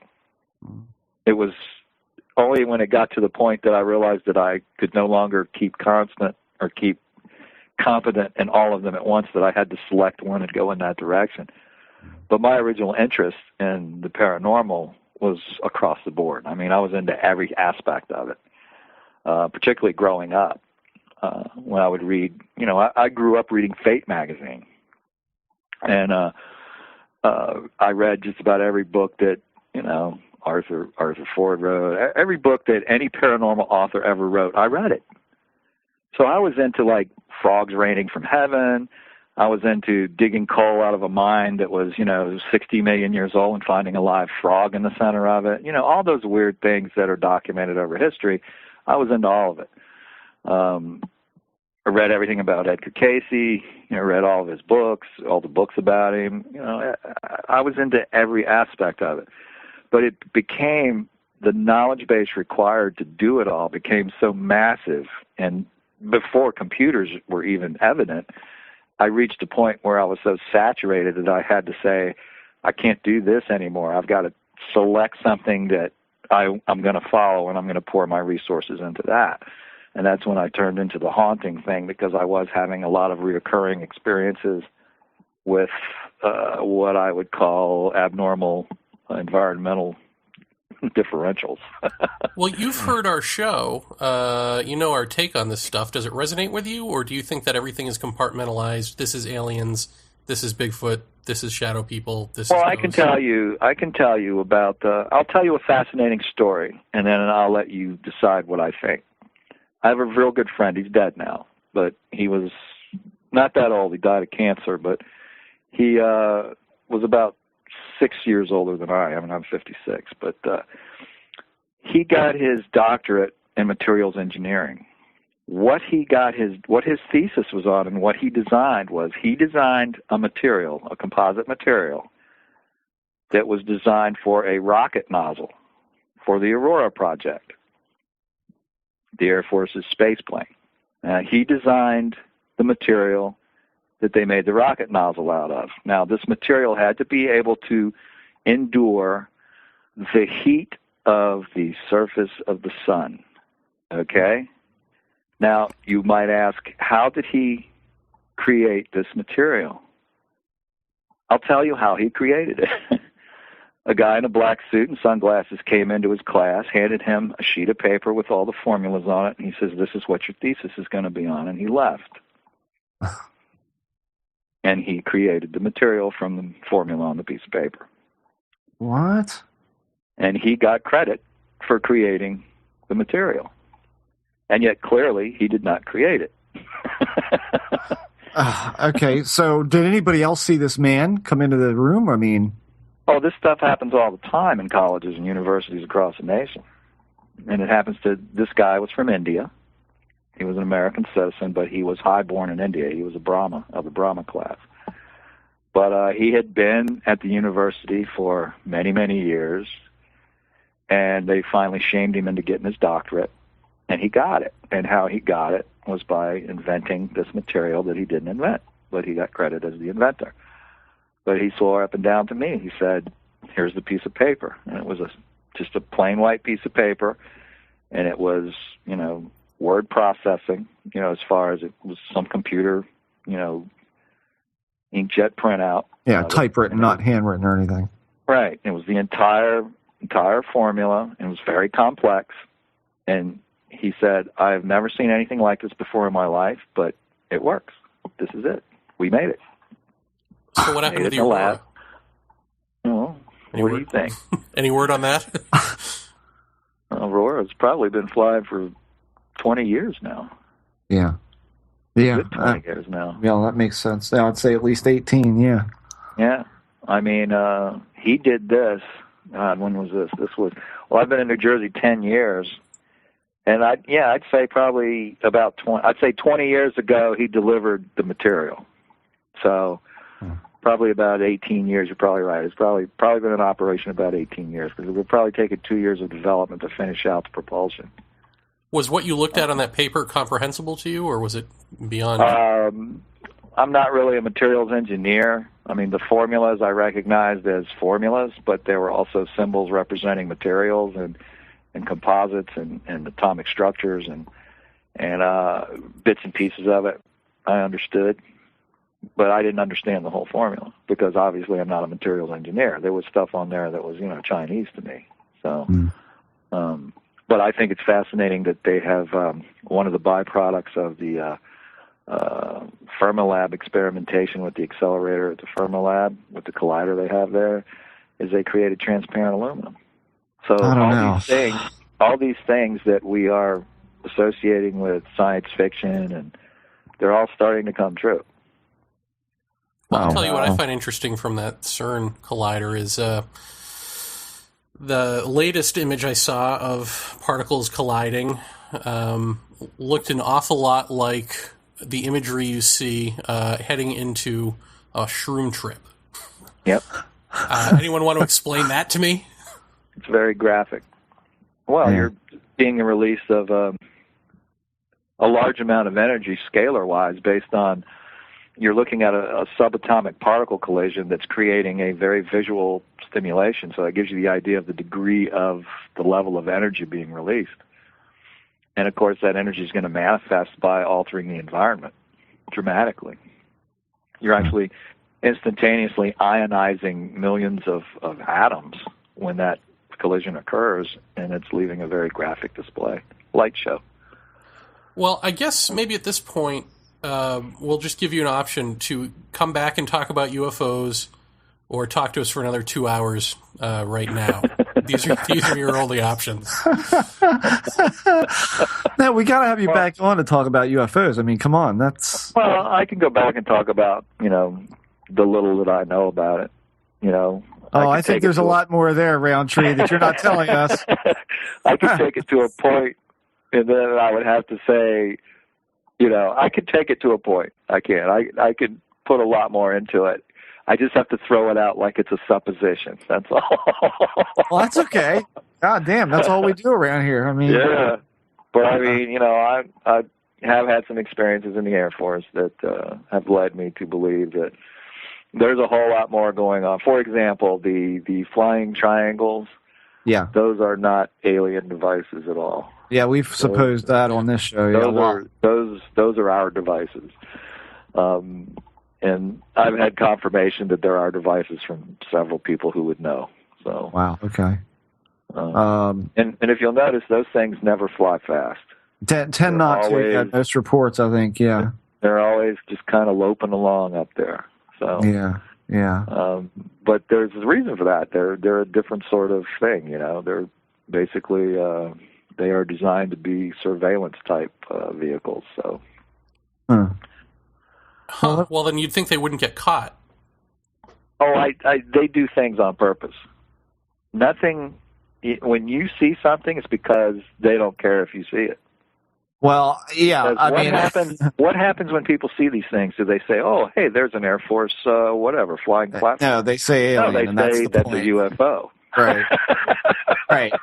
Well, and this is exactly it. I mean, and this is the discussion I'd like to have with you next time, which is, pretty much what I had said to some people on a mailing list I'm on is that, the extraterrestrial hypothesis for UFOs to me is, I mean, we can't take it off the table. I'll put it to you that way. Oh no, there is technology. For example, our stealth technology. Mm-hmm. Our stealth technology just kind of appeared. Yeah. I mean, there is weird stuff like that I can say, okay, there are, I mean, well, we had Travis Walton on the show. One day we did not have stealth material, and then suddenly the next day we did, Yeah. I don't doubt that there's a potential out there for the ETH to be a viable theory, and it can't be. There is a transfer of technology that has. Well, wait a second. How would we know? How would we know that happened with stealth technology? Because it would be secret until such time that it isn't secret. So it would appear to us that it just showed up overnight. You have to look at the technology that came out of the Skunk Works and when it came out. The Skunk Works was the highest level of our technology for aircraft. Highest level. Anything that came out of the Skunk Works was top technology when it rolled off the floor. All right? The SR-71 rolled off the floor in 1961 and was announced in 1964 by President Lyndon Johnson. So it had been operating for some time once it was announced. The next thing that rolled out of the Skunk Works, besides the U-2, which was before that, but the next thing that rolled out was the the F-117 stealth fighter. Yeah. And, of course, that was tested at Groom Lake Air Force Base in Nevada, which, of course, is Area 51. That was the test bed for that, and the B-2 stealth bomber was also test operated there. I mean, that's where we test our secret aircraft before they become known to the public, and that's where they operate out of. But there was a big gap from the SR-71, which was state-of-the-art in 1963, to the F-117A stealth fighter. There's a huge difference, and there's only roughly about a 14-year span between the two. I mean, the F-117A was operational long before the public ever knew about it, and the only reason the public knew about it was Panama. Yeah.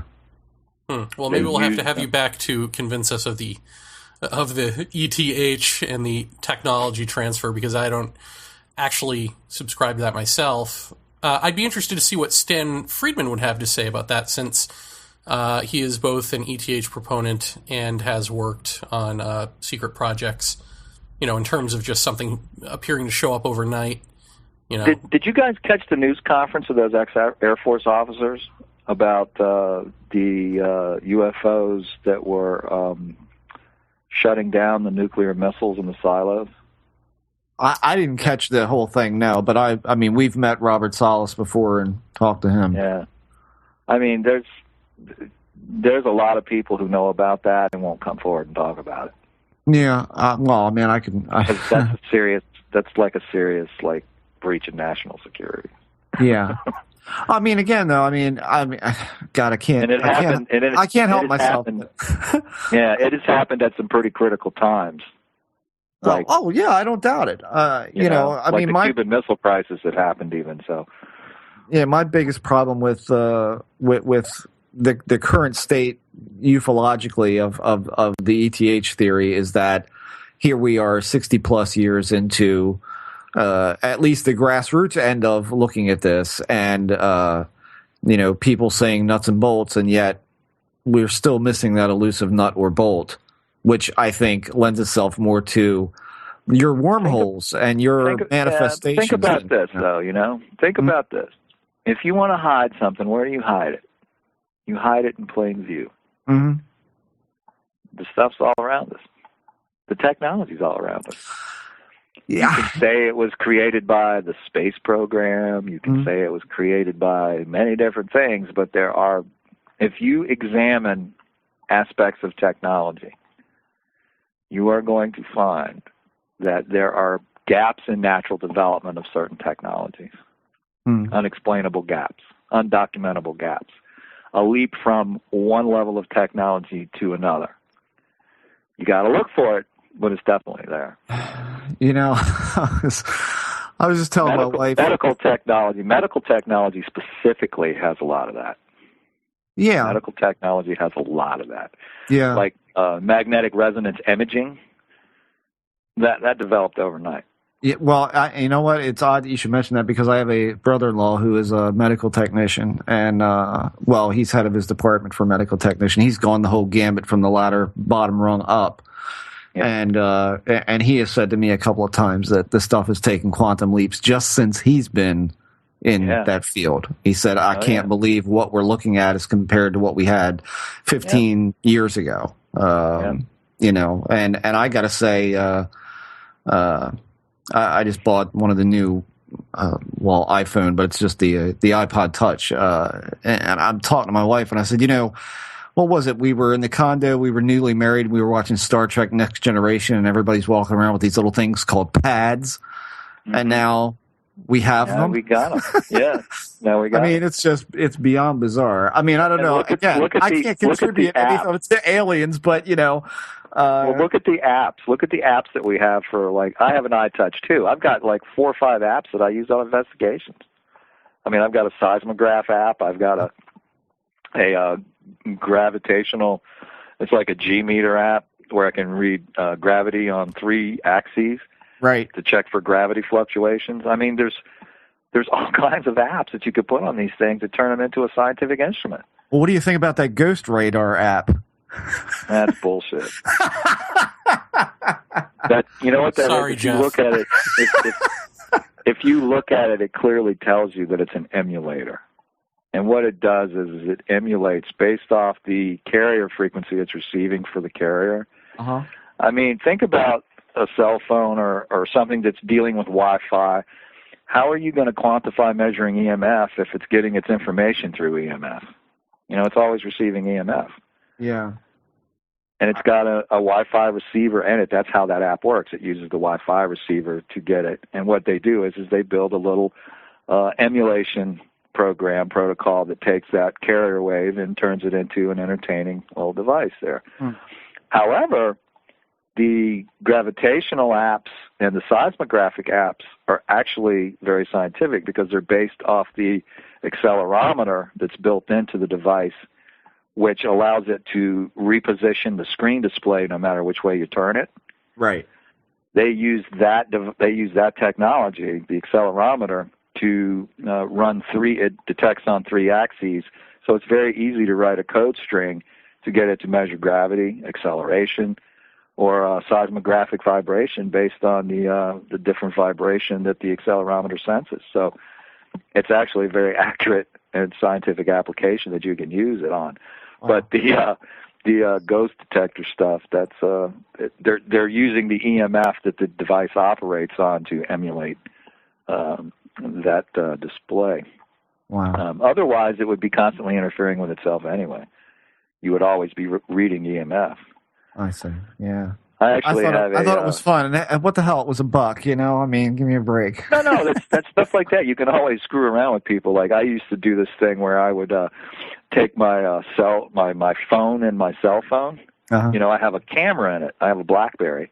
the built-in camera, I would take a little cutout and hold behind it with my index finger, and I would have it in movie mode. And I would hold it up, and I would have all my friends behind the phone with me, you know, where I'm at, looking at it going, man, I don't know. And I would move my index finger, and this little black thing would go across the lens. And they were looking at it. I don't see anything there, but the camera's picking it up. And I'm like, yeah, these cameras are great for picking up ghosts. And they would swear that we were filming a ghost, and then I showed them what I was doing. Right. You know, and they were like, oh man. You know, so. I smell a new app from Rountree and Associates. Yeah. Instant ghost. Film your own ghost. Amaze your friends. You know? Yeah, exactly. But, you know, it's fun to do stuff with technology. But on the other hand, technology is our greatest tool if we learn how to use it properly. And that's what the book's all about. Well, tell everyone where they can get the book and where they can come find you on the net. You can actually get links to where the book is from my website. On the front page there's a big old picture of the cover of the book. My website's www.spinvestigations.org. That's spinvestigations.org, one word. Or you can just go to Amazon, type in Paranormal Technology and my name, David Rountree, with no D in Rountree, and it will take you to my author site, which has the book on it. And there's a Kindle version there for $9.95 as well. Oh, for all you folks with Kindles. Excellent. Well, David, and the Kindle version is, you know, less than half the price of the print version. So. Thank you very much for coming on the show and actually doing, almost the length of 2 shows. Well, you know what? It's always fun talking to you guys. Yeah, you never know where we're going to go. That's great. Great. Thank you, and we'll have you back for UFOs. That'll probably be a boxing match, but it'll be fun. Hey, it's always fun. Hey, it's all speculation, right? True. That's right. It is fun. Yeah. All right, David. Thanks very much, my man. Food for thought. Thank you. This is Mark Nesbitt. I wrote The Ghosts of Gettysburg. You are listening to Paratopia with Jeff and Jeremy.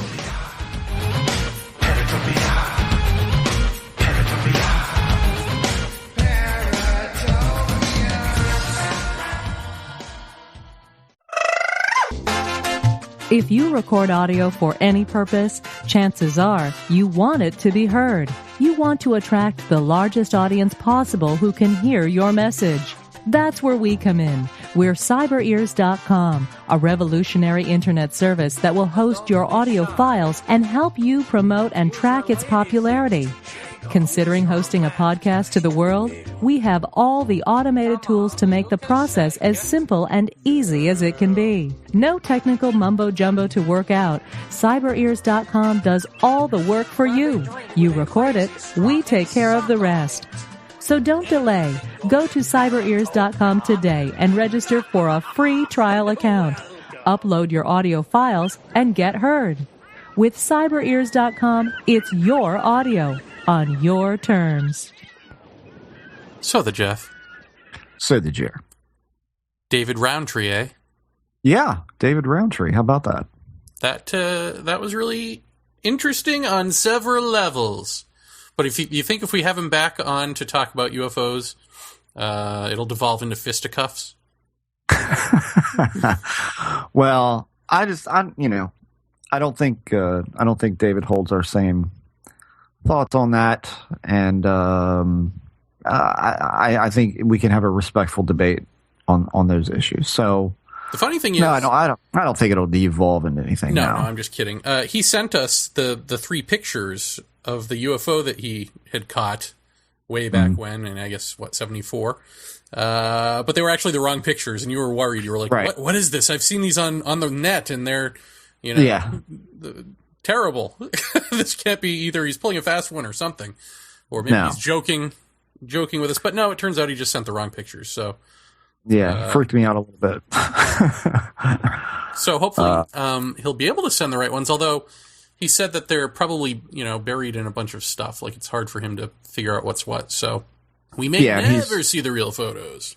Well, he's a busy guy, but I'll ask him again about him, and we'll probably do that. But what do you think as far as what he what he went over as far as what his book contains. I thought it was a lot of great the info. Technology aspects. I mean, it actually, I'm not a ghost hunt guy, and it kind of makes me want to go out and get the book, and, you know, it just sounds like it's interesting mix of personal stories plus technical stuff plus what not to get.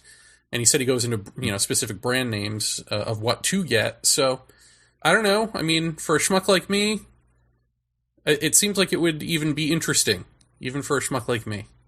Yeah, I mean, I really liked. I liked all of this. The way that he went over getting rid of the crap, the K2 meters, the Frank box, all of that was really interesting. And I like even more that he can give you the equipment list that isn't going to cost you an arm and a leg to go out and catch potentially really good evidence with it. That's another good part to me.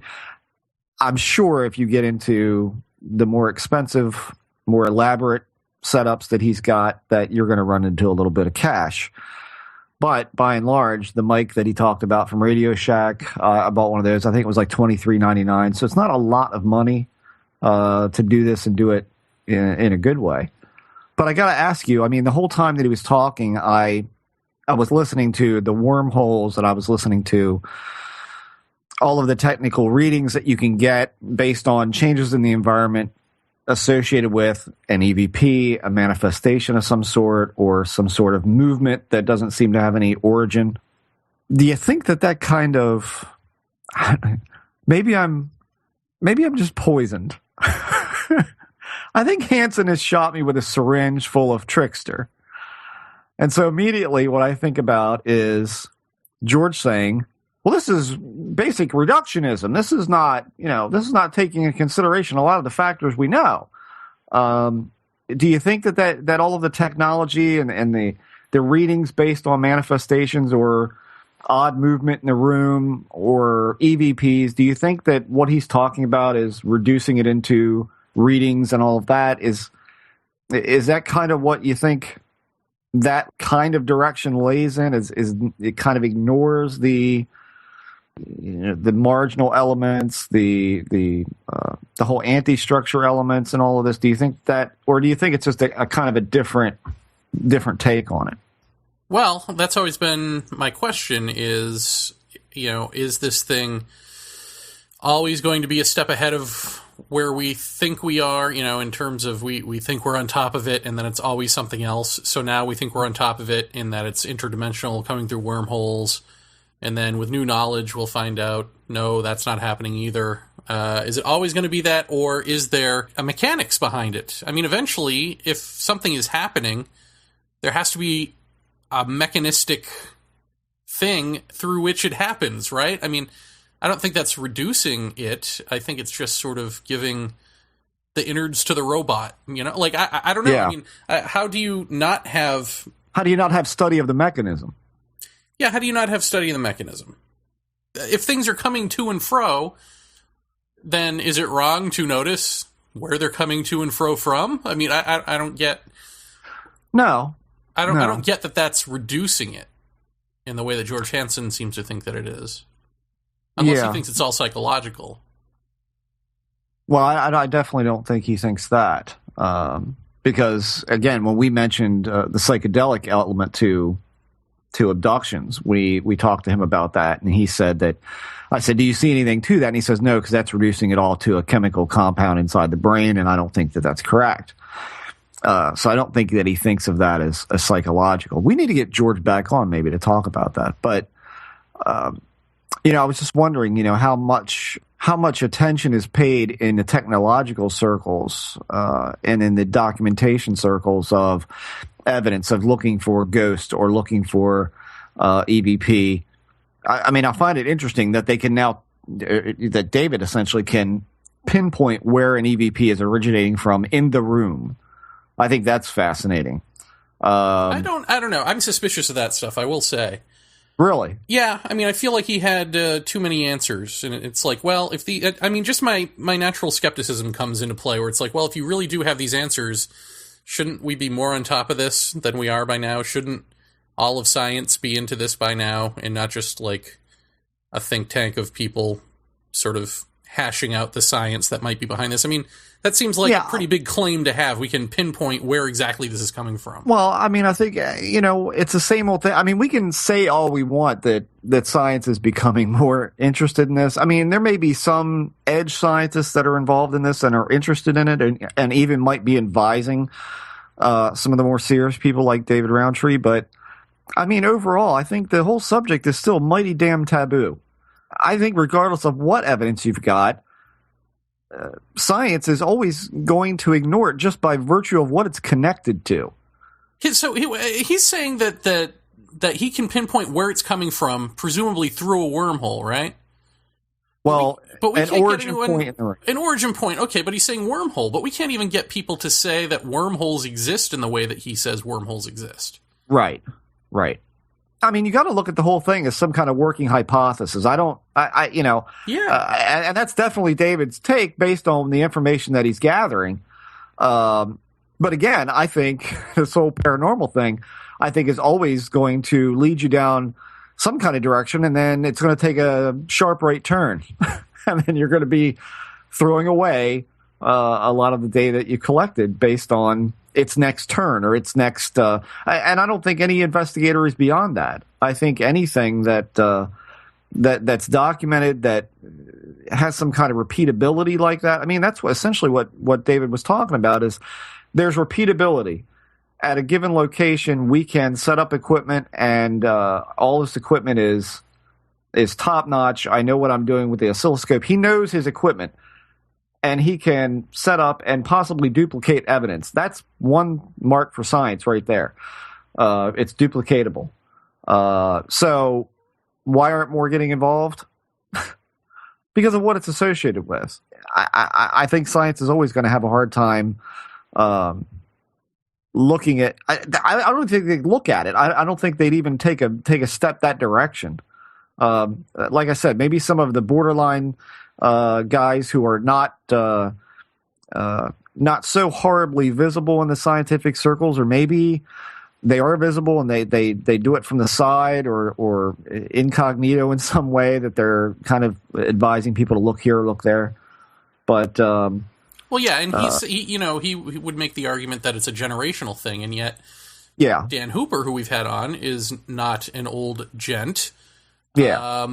And he doesn't even see wormholes or the universe or theoretical physics or any of that working in the same way that David does. So, right. And he's a big time physicist.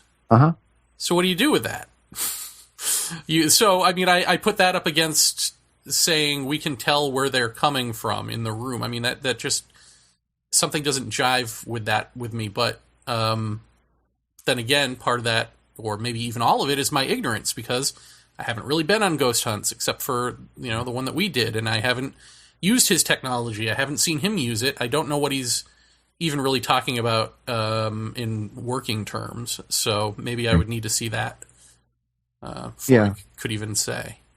I mean, I would say it's based on what he was talking about. I think it's completely conceivable that he could be pinpointing where they're coming from. But wouldn't that change everything? Wouldn't that just change science? I can pinpoint in the room where a seemingly dead person is coming from through a wormhole. I mean, all of that is changes the foundation of everything, doesn't it? I mean, that's screw the CERN collider.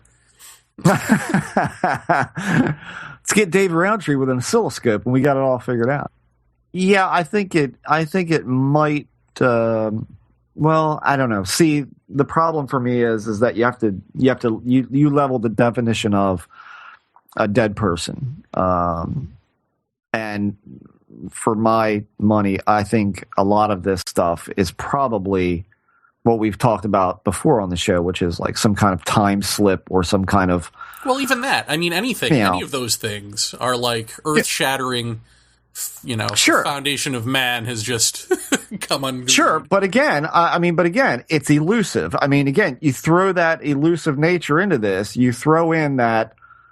I mean, how many times have you heard of we can go at any given time and get EVPs? Okay, great. Well, where can you get them in a certain place? And then who knows how this? I mean, again, it reacts to the reaction. So if it's reacting to the reaction of being noticed, is it going to show up again? I don't think any of this stuff is all that duplicatable on a routine basis. And so therefore to say we can pinpoint where it is in the room may be valid, but it's only valid for that one instance. And so is that valuable? I don't know. It's certainly valuable to David in the sense that somebody's pinpointing a certain spot, and so therefore they can watch that spot in the room, or they can aim the cameras, or they can set up the mics or whatever in that certain area and see if it duplicates itself over and over and over. Is that going to change everything? I guess it would if more people embraced it and actually looked at David's data more than some people in an enclosed, well, I presume is probably some sort of private little think tank or message board. I mean, I don't know. Maybe it trickles down. I don't know. It certainly should change things. It should change, or it should solidify some thoughts or hints towards any theoretical physics that deal with wormholes or space-time continuums and that sort of thing. It certainly should do something for that. You're making a good point there, which is if this thing, you can locate it in the room, but it's not in the same place twice, then does it matter that you can find it in the room? Because there's still no way to... It's not like you've just located the telephone line to the other side. Right. You can't and like open David it wide. Says, you can't, you can't control it. Right. And like David said, these things, the wormholes form, and then they can destabilize at any minute. They're an anomaly alone, all by themselves. I mean, how do you stabilize something like that? How do you locate something like that? How do you identify? It seems to be a completely random generation of some kind of phenomena that's allowing this stuff to be recorded. Now, he talked even more about we're working on something that could possibly generate some kind of field that will either cause a wormhole or attract something like that. I mean, again, when you start getting into that direction, that's where you lose me, because I don't understand how we can do that if we don't know what it is to begin with. And I hope everybody got the poltergeist joke in there that, let's not have to pull you through the closet and down through the ceiling on a rope.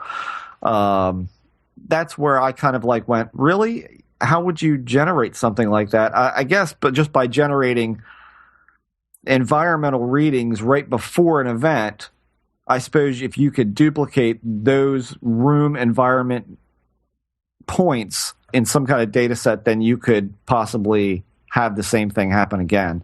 Maybe that's what it's about. But it would sure change everything.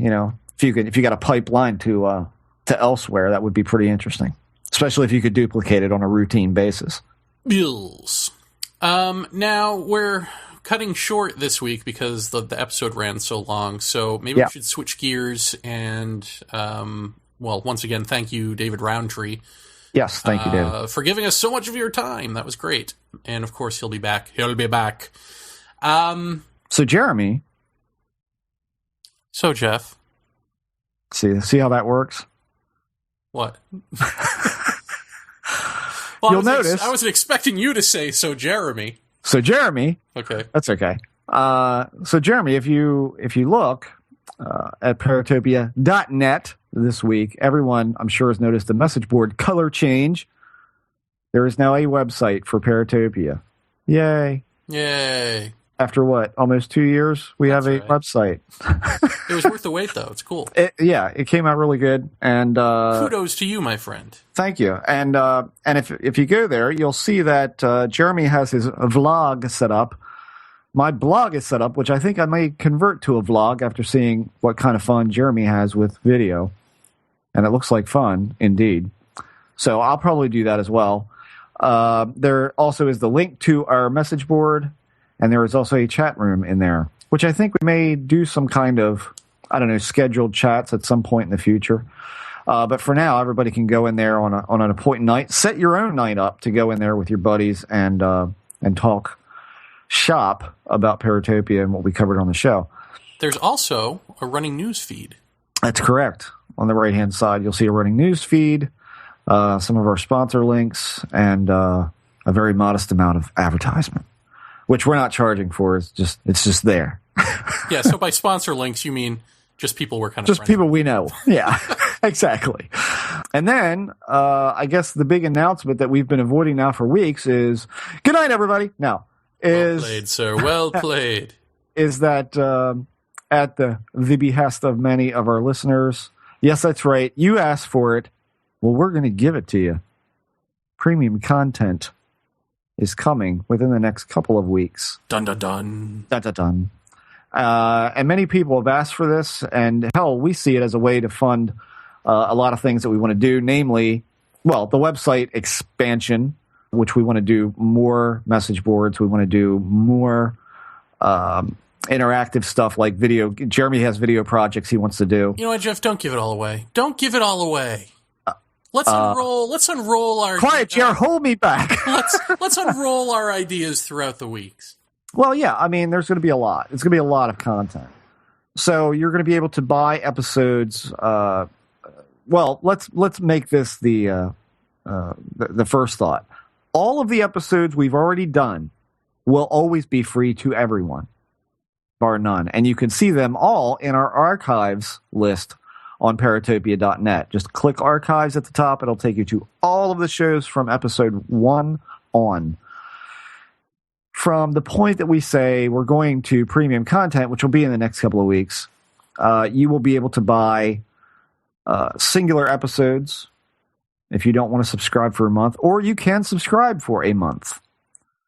And with that month, you also get essentially a private message board for only premium content subscribers, where Jeremy and I will be spending the majority of our time talking to listeners. So there's that at the start, but we've got other things in the works for premium content, folks. Don't tell them, Jeff. Don't tell them.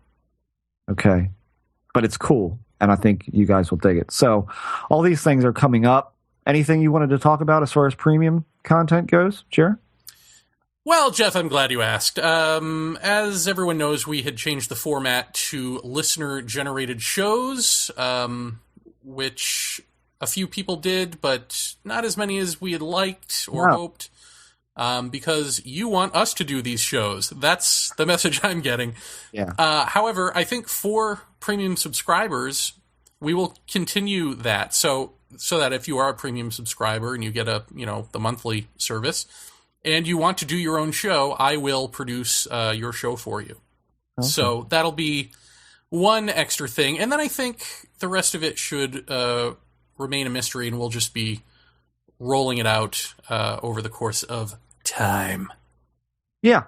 Yeah. Well, I think one will be coming sooner than later, because I think we're going to try and get together this weekend on Skype and work out details of the other. But yeah, so I mean, there's big things coming up and a lot more Paratopia content for people willing to open their wallets for us. Yes, we've won your hearts and minds. Now we want your money.